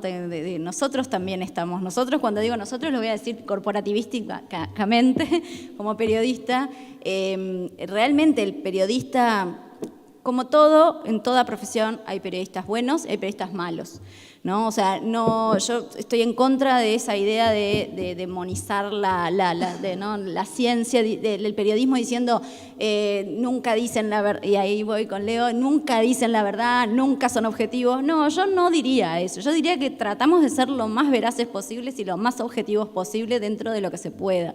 De hecho, la anécdota de Gonzalo, en serio, ofrecerle a los medios porque te lo van a pagar incluso, no mucho porque no hay mucha plata, pero seguramente te paguen, porque a todos los medios les va a gustar un software científico, nos ayudó a calcular cuántas personas exactamente había en la marcha. Lo van a usar como rédito y no van a tirar un número porque sí. Si tienen una herramienta. Ahora, ¿cómo hace el periodismo para saber cuánta gente hay? Ojo, agarran lo que ustedes ven, más o menos cuentan en un cosito y multiplican. O sea, no hay ninguna herramienta que tenga el periodismo televisivo, sobre todo, que es el que tiene menos recursos, para poder calcular. O sea, no es que les mienten a propósito, es que no saben. Y entonces tiran lo que les sale, ¿no? Para bien y para mal, como siempre, ¿no? Entonces, yo no quiero demonizar a la prensa de que nunca es objetiva y nunca es veraz. Creo que lo intenta hacer con lo que puede. Y retomando un poquito de lo de Jordi, coincido en que el modelo de negocio de la prensa desapareció. O sea, es una realidad. No, ya el periodismo no se sustenta con la publicidad. Cuando digo no, quiero decir, sí, todavía la plata entra por la publicidad, pero la publicidad cada vez menos pone dinero en el papel, en los medios tradicionales. Tampoco lo pone en Internet. Esa es la curiosidad. O sea, no es que ahora la plata se fue a Internet, entonces no te viene por este lado, te viene por otro. No, no están poniendo plata. O lo ponen y es muy chiquito en comparación a lo que necesita un medio para subsistir. Entonces, ¿en qué nos pone eso? Nos pone en una etapa intermedia, en un vacío. En un vacío que el periodista en el que está tratando de navegar hacia donde pueda. ¿Qué hace eso? Obliga a los periodistas a utilizar las herramientas que tiene. Tiene Twitter, quiere ser el primero. ¿Por qué? Porque eso suma lectores y eso hace que quizás mañana la publicidad vaya más a su medio que al otro, ¿no? Lo hace mal, es muy probable que lo haga mal, porque el periodismo requiere tiempo, pero es lo que puede hacer en este momento, porque si no cierran. Entonces yo no digo que para conseguir dinero digan cualquier cosa, digo que estamos en una etapa tan intermedia y tan a ciegas que muchas veces se cometen errores porque no se sabe hacia dónde va. Acuérdense cuando acá en Uruguay sobre todo, cuando hace 100 años, los diarios eran tribunas políticas, así empezaron, ¿no? Ahora no es más una tribuna política, o tratan de no serlo, ¿no? Entonces se evolucionó, se dejó de ser eso que era para transformarse en prensa lo más independiente posible, ¿no? Se dejó. Y acuérdense, y esto ya hago como un paralelismo que parece no tener que ver, pero para mí lo tiene. La historia del mundo pasa mucho más rápido ahora que hace muchos años, que hace 100 años. La primera era de la historia duró 1000 años, la segunda 400, 500. Cuando pasamos de la Edad Media al Renacimiento, nadie dijo, hoy es Renacimiento, ¿no? Bueno, nosotros quizás en este momento estamos en un cambio de etapa, en un cambio de era, y nos estamos dando contra las paredes porque no sabemos dónde estamos. Y la prensa no es ajena a todo lo que nos pasa como sociedad. Entonces creo que los errores que puede estar cometiendo la prensa tienen que ver con eso, aunque es una etapa intermedia en un mundo nuevo, de algún modo. Bien, creo que quedó medianamente claro la mentira en la que vivimos. Podemos seguir un rato, si queréis. Podemos seguir. No, podemos seguir hablando, pero parte de esta actividad se fue pensada para que recoger algunas de las inquietudes de los que se dedicaron un poco el tiempo de su vida a venir hasta acá. Así que, bueno, si hay alguna pregunta para cualquiera de los que están de este lado. No, una cosa anecdótica, lo que dijo Daniela, que generó pila de recuerdos, sobre las fake news uruguayas, ¿no? Me acordé de varias que, sí, se mezclan con los mitos urbanos que están. tengo la suficiente edad como para acordarme de esto y para demostrar que cuán viejo soy. Estaba en la escuela y en esa época todavía los microondas no eran lo que son ahora.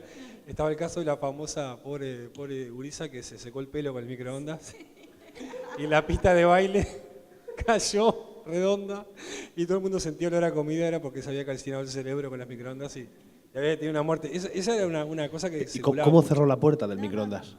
Ah, bueno. Era la época que nadie tenía microondas en la casa y claro, o sea, Claro, nadie claro. sabía cómo funcionaban los microondas, digamos. Era ese el problema.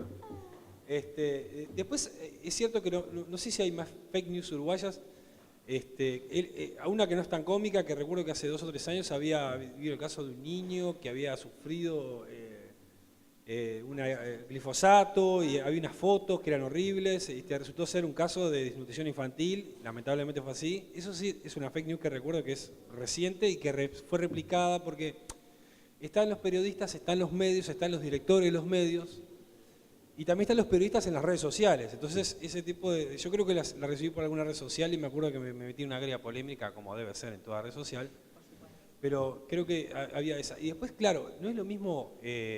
el agua de Querétaro, yo me acordaba de eso. Tuvimos que ver a Never Araujo, el tipo que daba las noticias, y vos te quedabas así hablando durante semanas del agua de Querétaro. O sea, los medios fueron de cabeza. Ahora, pasando lo anecdótico, yo creo que el problema en todo esto está además en cosas que no las hemos mencionado. Creo que hablamos de posverdad y creo que tenemos que ir a otro pre-post, que creo que es la etapa que vos trataste de caracterizar, no sé si es la misma, estamos en la misma sintonía, creo. Pero creo que es esta época posmoderna en la que estamos. Y me acuerdo ahí del caso Socal y Bricmont, del caso Socal, que fue hizo una especie de primer hack grande de la historia, que el tipo escribió un artículo para desmitificar a quienes combatían el posmodernismo y en realidad lo que estaban haciendo era justamente haciendo una gran broma que devino en un libro, en una polémica enorme sobre qué era la verdad, qué era la no verdad.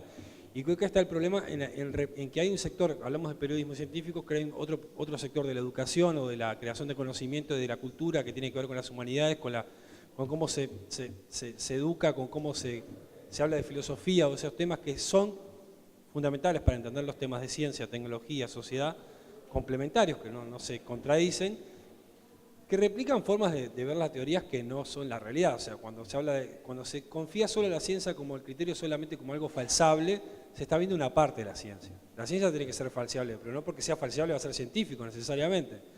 Entonces, se interpretó mal a Popper o se lo popularizó demasiado o se quiso leer a Popper de determinada manera, por ejemplo, por poner un ejemplo que me acuerdo, un nombre que me puedo recordar porque no soy de esa área, pero digo, por poner un ejemplo que en realidad esta etapa en la que estamos viendo de posverdad es porque le antecede una etapa en la cual creo que renunciamos a muchos conceptos que eran bastante caros, como el concepto de progreso. Yo creo en el concepto de progreso. ¿Habrá cambiado el propio concepto de progreso que tenemos como humanidad?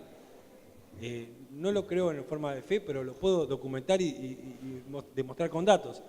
Rápidamente nos deshicimos de una serie de conceptos que me parece que son fundamentales para encarar esta época que estamos. Nada más. Sí, bien. Decía, perdón, la crisis de valores y de eso que comentas está muy relacionado con lo que decíamos, ¿no? De que normalmente te dan la información que te quieres creer. Contra menos información tienes y menos conocimientos y tal, es más fácil que acabes creyendo más cosas por disparatadas que puedan ser.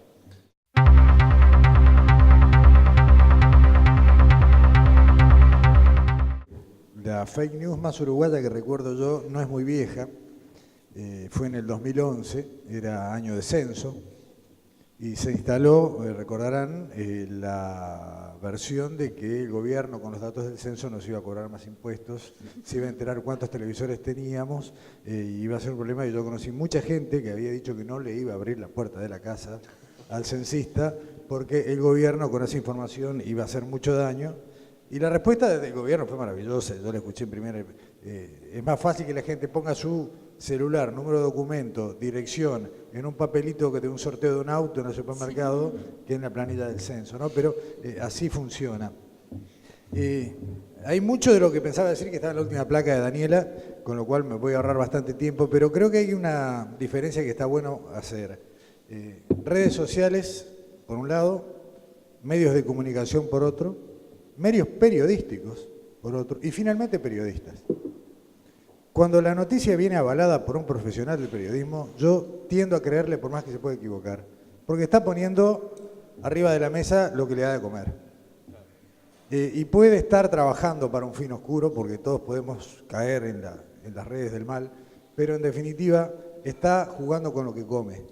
Y ahí yo creo que hay que dar un voto por quienes, así como confiamos cuando ponen una universidad a firma, también deberíamos confiar cuando dicen un periodista firma, ¿no? Y ahí creo que hay algo. Entonces, los medios periodísticos, en general, tienen determinados mecanismos que los medios de comunicación, como puede ser un canal de televisión, que tiene que darle espacio a todo, tal vez no tengan.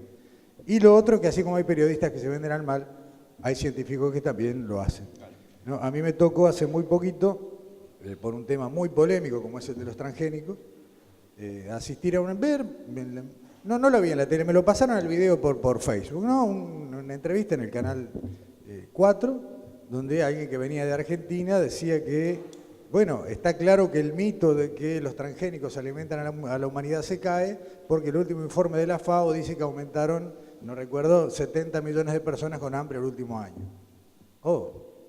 Pues entró a la página de la FAO y el informe decía que había aumentado debido a las guerras que había en la península arábiga, fundamentalmente.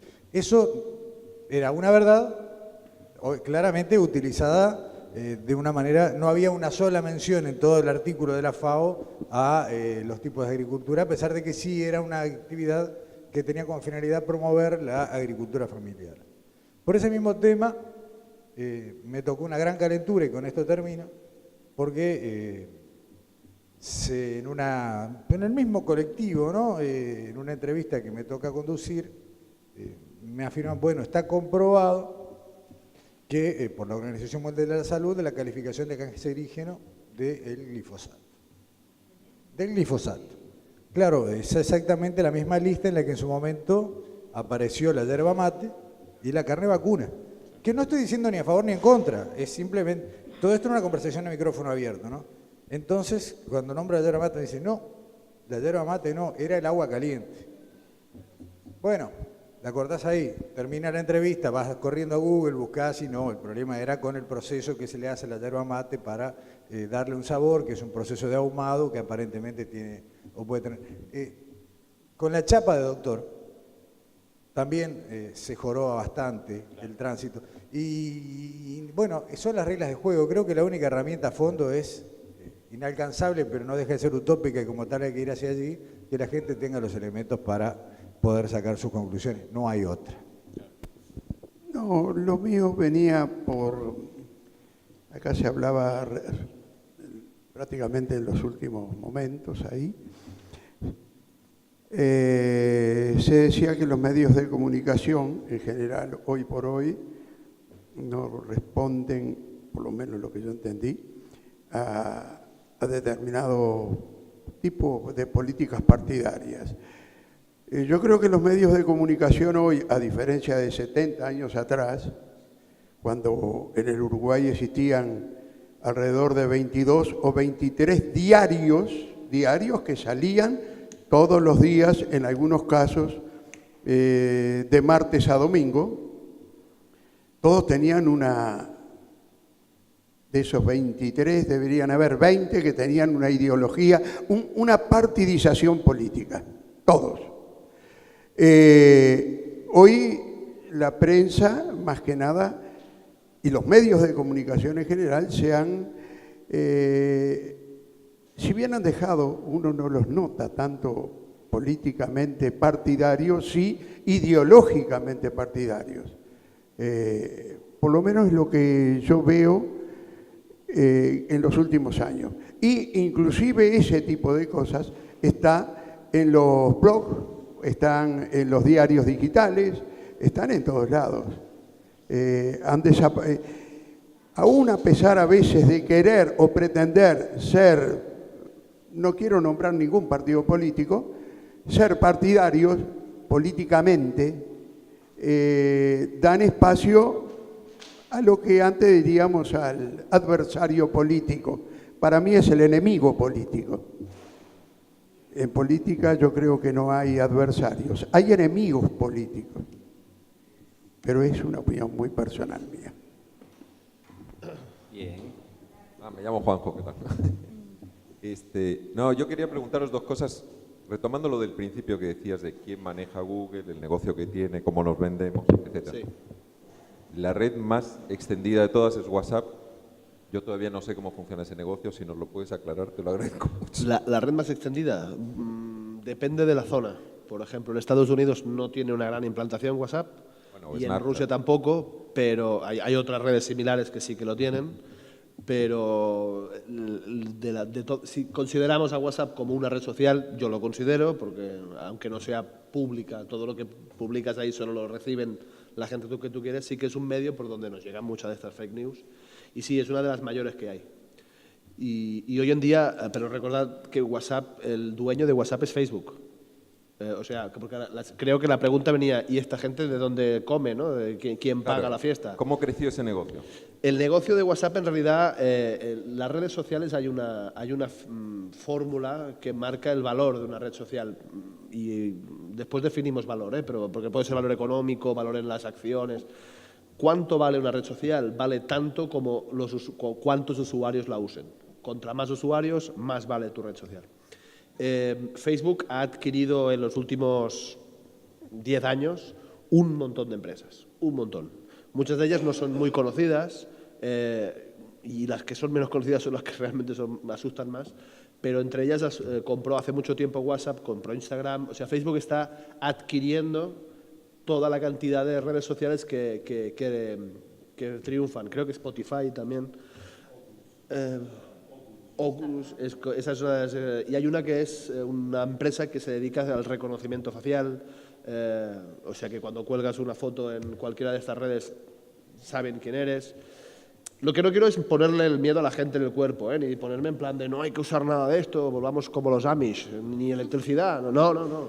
Solo hay que ser consciente de lo que hay ahí y para qué usarlo. Ahora, el negocio de WhatsApp hoy en día es deficitario. Hoy WhatsApp está perdiendo dinero a manos llenas. Porque mantener los servidores, mantener todo esto en funcionamiento vale mucho dinero y WhatsApp hasta hoy es gratis. Pero como forma parte de un conglomerado grande que es Facebook, que tiene otras, lo que no ganan por un lado lo ganan por el otro. Se han hecho algunas pruebas, por ejemplo, entre la navegación, o sea, la publicidad que recibes en WhatsApp, en Instagram, con las conversaciones de WhatsApp.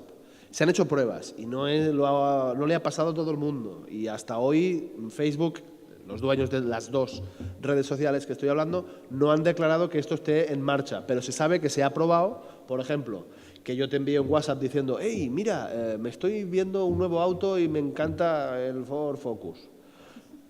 Y automáticamente reciba yo publicidad, y tú también, en Instagram del Ford Focus. ¿Qué me están leyendo lo que escribo? Sí, te están leyendo lo que escribes. Eso no lo han declarado, pero sería una buena cantidad. O sea, les conviene tener WhatsApp a pérdida gracias a toda esa información que pueden recibir de nuestras conversaciones. La última empresa que compró Facebook es una empresa que se dedica a reconocer, es un robot que se dedica a reconocer los audios. Porque se han dado cuenta que la mayoría de la gente Facebook y WhatsApp lo usamos enviándonos audios. Así que también nos escuchan.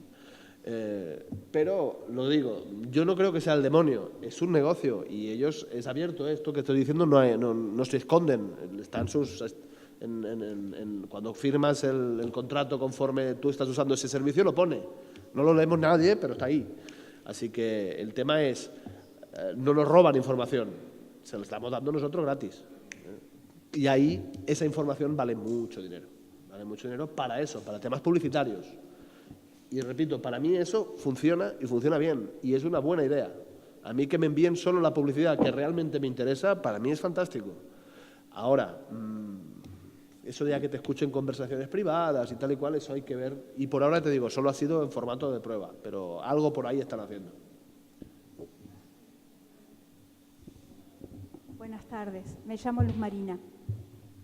Me he nutrido de todos los expositores, incluso del moderador.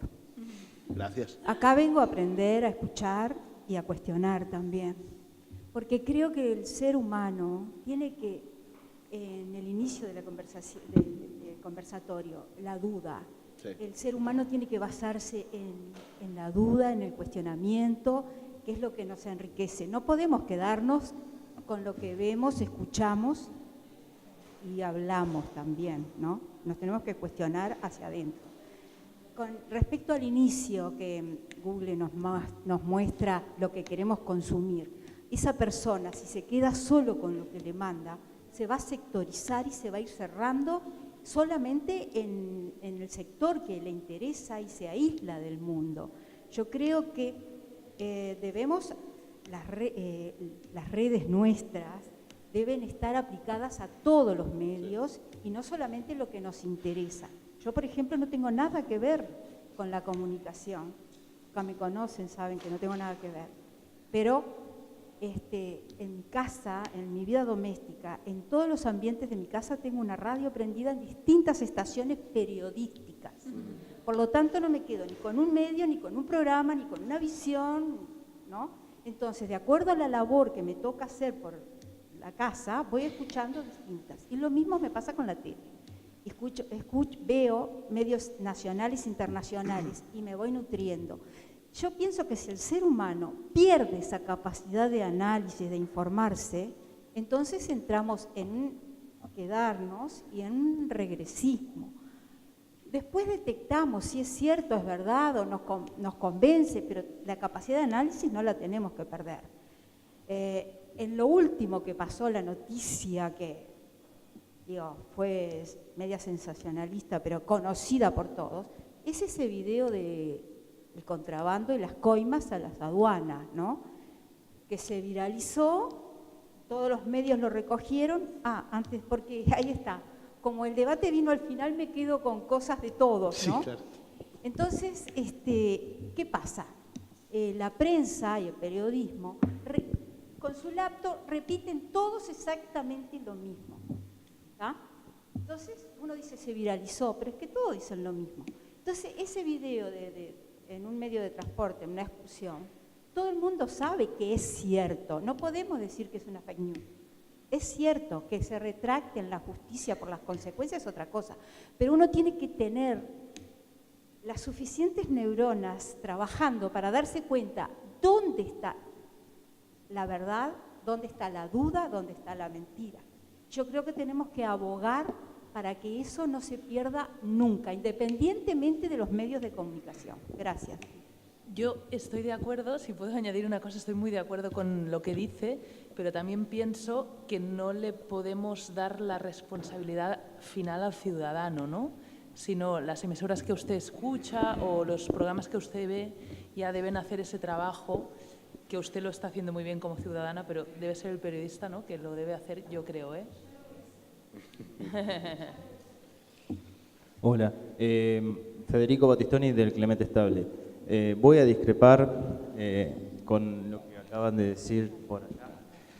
Para mí los medios de comunicación responden a poderes políticos, eso es claro, y ahora que estamos hablando de ciencia y comunicación, de hecho varias veces se me han acercado periodistas allá al Clemente Estable con un fin político claro para desvirtuar determinado tipo de información para que yo diga algo que le sirva de muletilla para caerle al gobierno o para hacer un fake news de un tema.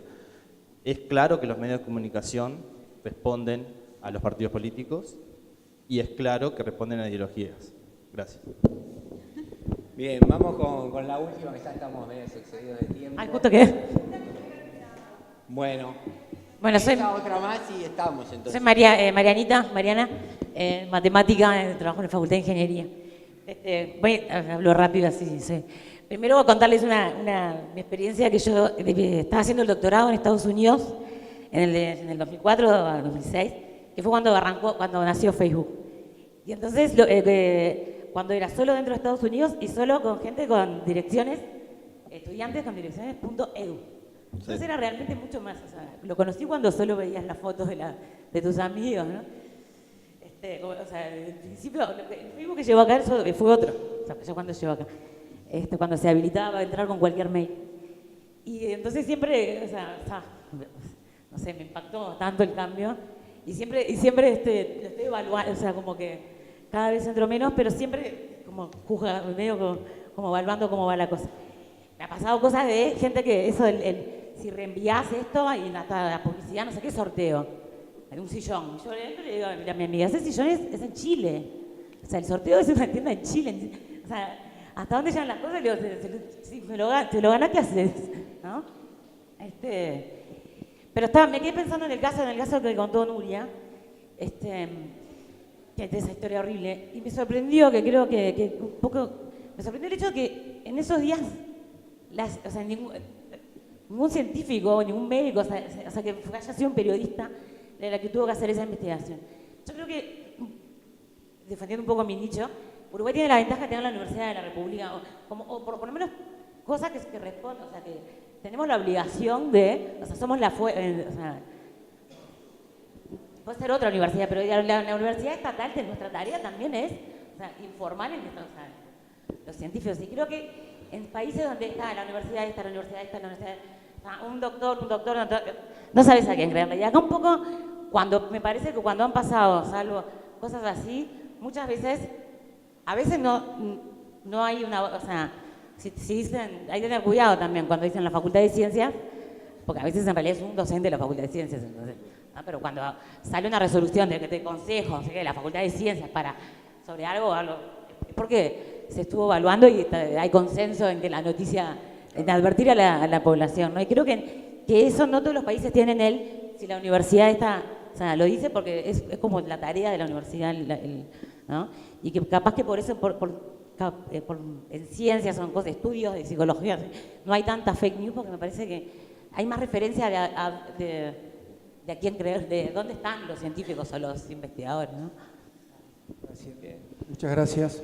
Buenas tardes a todas y todos. Ignacio Arnaiz, trabajo en la OEI, Organización de Estados Iberoamericanos, aquí en Montevideo.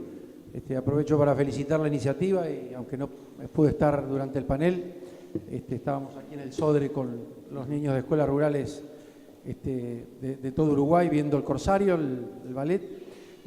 Pero bueno, sé de la calidad de los panelistas y me alegro mucho que se haya podido realizar esta jornada, así que felicitaciones. Dos referencias telegráficas con respecto a WhatsApp. Yo creo que hay 1.000 millones de usuarios en este momento de WhatsApp. Y puede que más, Pueden ser más. Bueno, aparentemente es un número así, digamos, que es muy impactante. Un número gigante, sí. Y el número de grupos creados por los usuarios de WhatsApp está, en un momento era menor que la cantidad. Había gente que no creaba grupos, actualmente ya es promedio es 1. Es interesantísimo, porque si uno mira estos países, nuestros países hermanos, seguro que cada uno tiene varios grupos en WhatsApp. Pero es interesante como fenómeno, ¿no? Pero la referencia con respecto al panel tiene que ver con lo siguiente. Yo adhiero a la que decía el último compañero sobre la dependencia de los medios de comunicación, de las autoridades políticas de turno, o a veces de otros intereses que tienen que ver con el establishment, grupos económicos.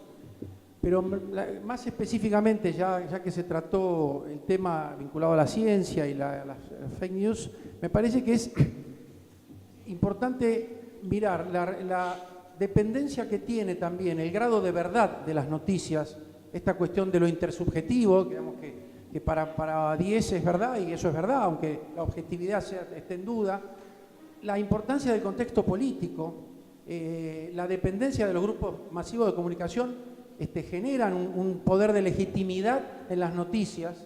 En particular para la ciencia yo siempre cuento el caso del reactor nuclear que Australia le compra al INVAP de Argentina y a la Fundación Balseiro en una licitación internacional que gana la Argentina, milagrosamente, sin Messi, ganó la licitación. Y realmente era una idea fantástica. Estamos usando en Uruguay algo vinculado a esa idea del reactor. Sí, producción de radioisótopos y un reactor diseñado para investigación y docencia, ¿no? Estamos usando algo parecido para los paneles solares que usamos en las escuelas rurales en Uruguay, estamos haciendo la iniciativa. Pero concretamente, entonces la referencia era que en el contexto de conocidos y amigos, cuando se contaba que en ese momento, 2007, la primera presidencia de Néstor Kirchner, se ponía en duda la noticia de que se había inaugurado en Australia, en Sydney, el reactor nuclear, la mayor inversión de tecnología en la historia de Australia. Y por supuesto la mejor licitación de tecnología de Argentina. Realmente quienes estaban en contra del gobierno y los medios, en ese momento ya era importante el enfrentamiento de los grupos mayoritarios de comunicación, ponían en duda la noticia.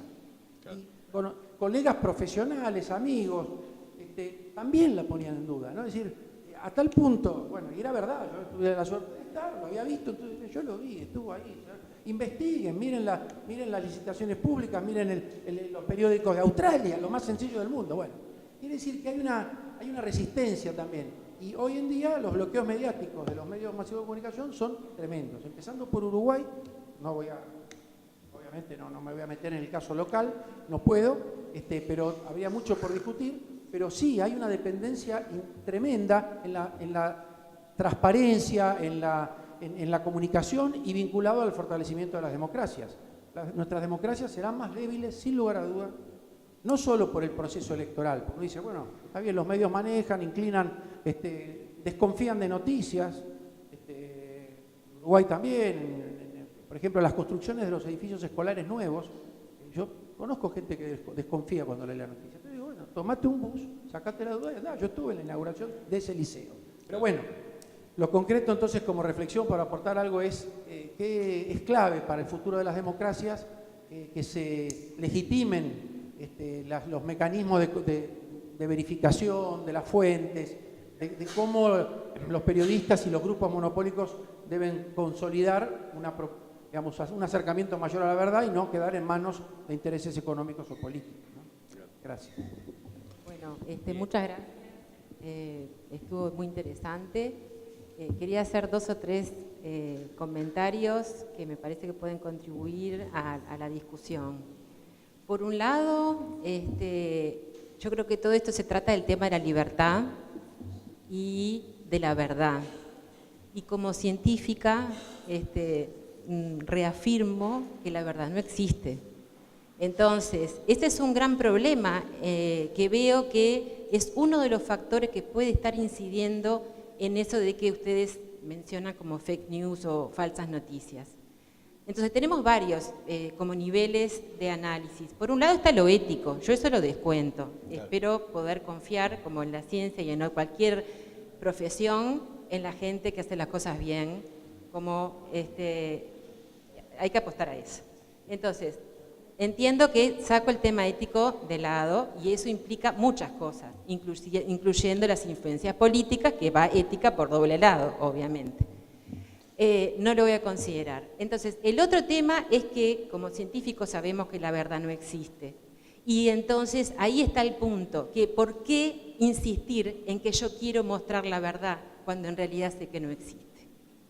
Porque cuando vamos a las noticias de último momento, es último momento de repente ahora, y ya en 5 minutos se publicó algo que está dejando a esa noticia como la aproximación más cercana a la verdad, porque la verdad como tal no existe, es una construcción que hacemos las distintas comunidades de científicos y de profesionales que nos dedicamos a llegar a correr ese velo del límite del conocimiento. Entonces, yo no le tendría miedo a tener que decir mañana, bueno, mira, esto es así, pero ayer lo dije de una manera y hoy de otra, porque puede pasar que hoy se publique un artículo que diga una cosa y mañana se publique otra. Es más, puede pasar y pasa todo el tiempo, que hay escuelas opuestas en simultáneo, aportando evidencias en simultáneo opuestas para un mismo problema que se quiere resolver. Y está bien, porque así es como se avanza también. Entonces yo, la verdad, no le tengo miedo a las falsas noticias, mientras tanto no esté implicados temas éticos. Claro. Porque es parte del métier nuestro. Nosotros estamos en eso todos los días, tratando de avanzar un pasito más hacia la verdad. No, yo creo que es muy interesante lo que comenta, ¿no? Estoy muy de acuerdo que la verdad no existe y que la objetividad tampoco, ¿no? Esa es otra cosa. Sí, cuando se nos dice los periodistas tienen que ser objetivos, es imposible porque somos sujetos. Y no nos gusta que nos digan, no nos gusta que nos digan que seamos objetivos, que nos exijan objetividad. Claro, pero es que tampoco los científicos lo somos. Claro. Exacto. Nosotros también somos conscientes que nosotros podemos tomar recaudos para ser lo más objetivos posible o lo menos subjetivos en el análisis de la realidad. Pero no lo somos, porque aparte el análisis que hacemos es basado en el conocimiento y es nuestra historia, que no la podemos sacar de lado. Sí, sí. Lo que pasa que eso es, yo creo, una discusión más filosófica, ¿no?, de la profesión periodística o científica, que depende de cómo se plantee, puede ser peligrosa porque hay gente que eso lo aprovecha para tener barra libre te podés escudar en eso. y Yo de eso hacer no lo que le dé la sabía. gana. Y por eso es importante, como decía, ¿no?, y lo dejaba fuera porque también es otro tema, la ética, la honestidad, ¿no?, intentar acercarse lo máximo a la... Y el tercer punto que me parecía que podía comentar es que en realidad las redes sociales, es cierto, uno les estigmatiza como que publican cualquier cosa, pero también en las redes sociales están las grandes sociedades de científicos, todas las sociedades científicas tienen Facebook, muchas tuitean, las revistas, las grandes revistas también publican. Entonces, en todos lados podemos encontrar información más fundamentada, menos fundamentada, con más respaldo, con menos respaldo, aún en Facebook. Es más, a mí me pasa, por ejemplo, como neurocientífica, que de la Sociedad Internacional para el Progreso de la Ciencia, la IBRO, no me llega información al mail, que es lo que antes pasaba, me tengo que meter en Facebook, porque es un medio de comunicación y muchas veces me tengo que meter a prepo yo misma en Facebook para encontrar las novedades que tiene IBRO para la comunidad neurocientífica. Entonces, también en eso quiero una lanza porque, bueno, por eso voy a lo que comentaba al principio, es un tema también de la libertad.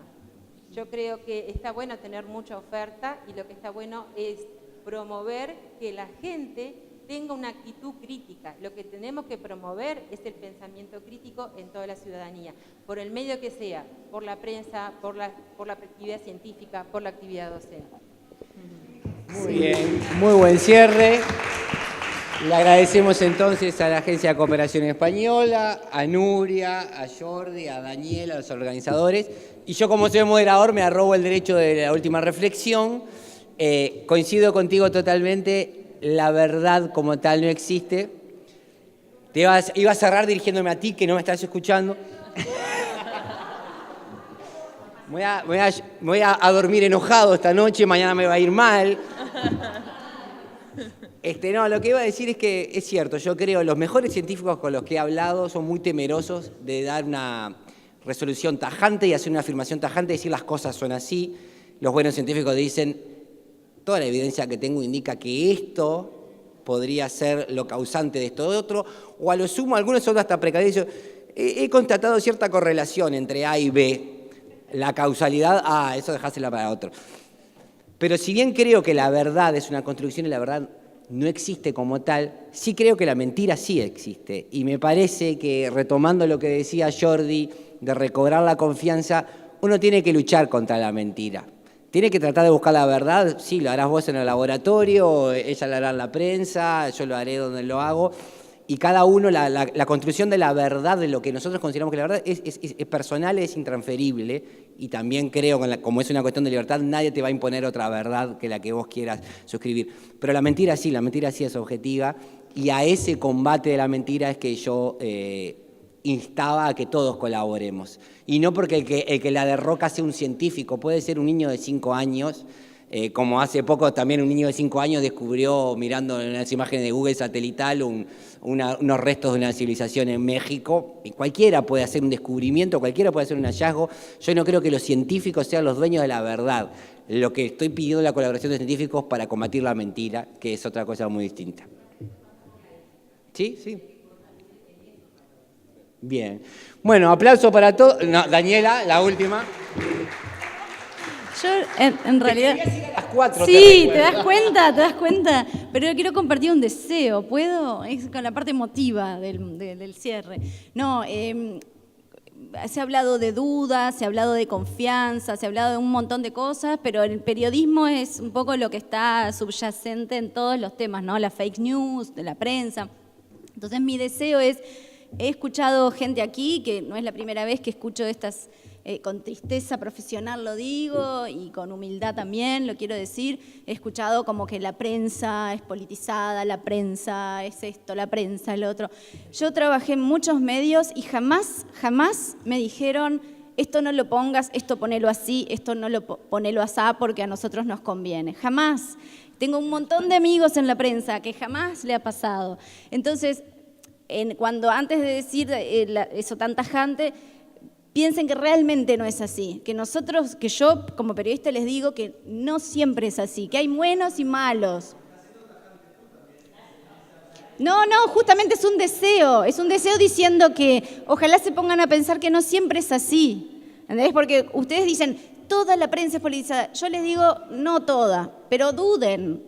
Por eso digo, la confianza, la duda, no siempre es así. Nunca me pidieron un titular diferente, nunca me pidieron que cambiara nada y trabajé en varios medios. Entonces digo, el deseo es ese, que duden en eso tan tajante que dijeron, porque los periodistas no son todos malos. Bueno, gracias a todos por venir.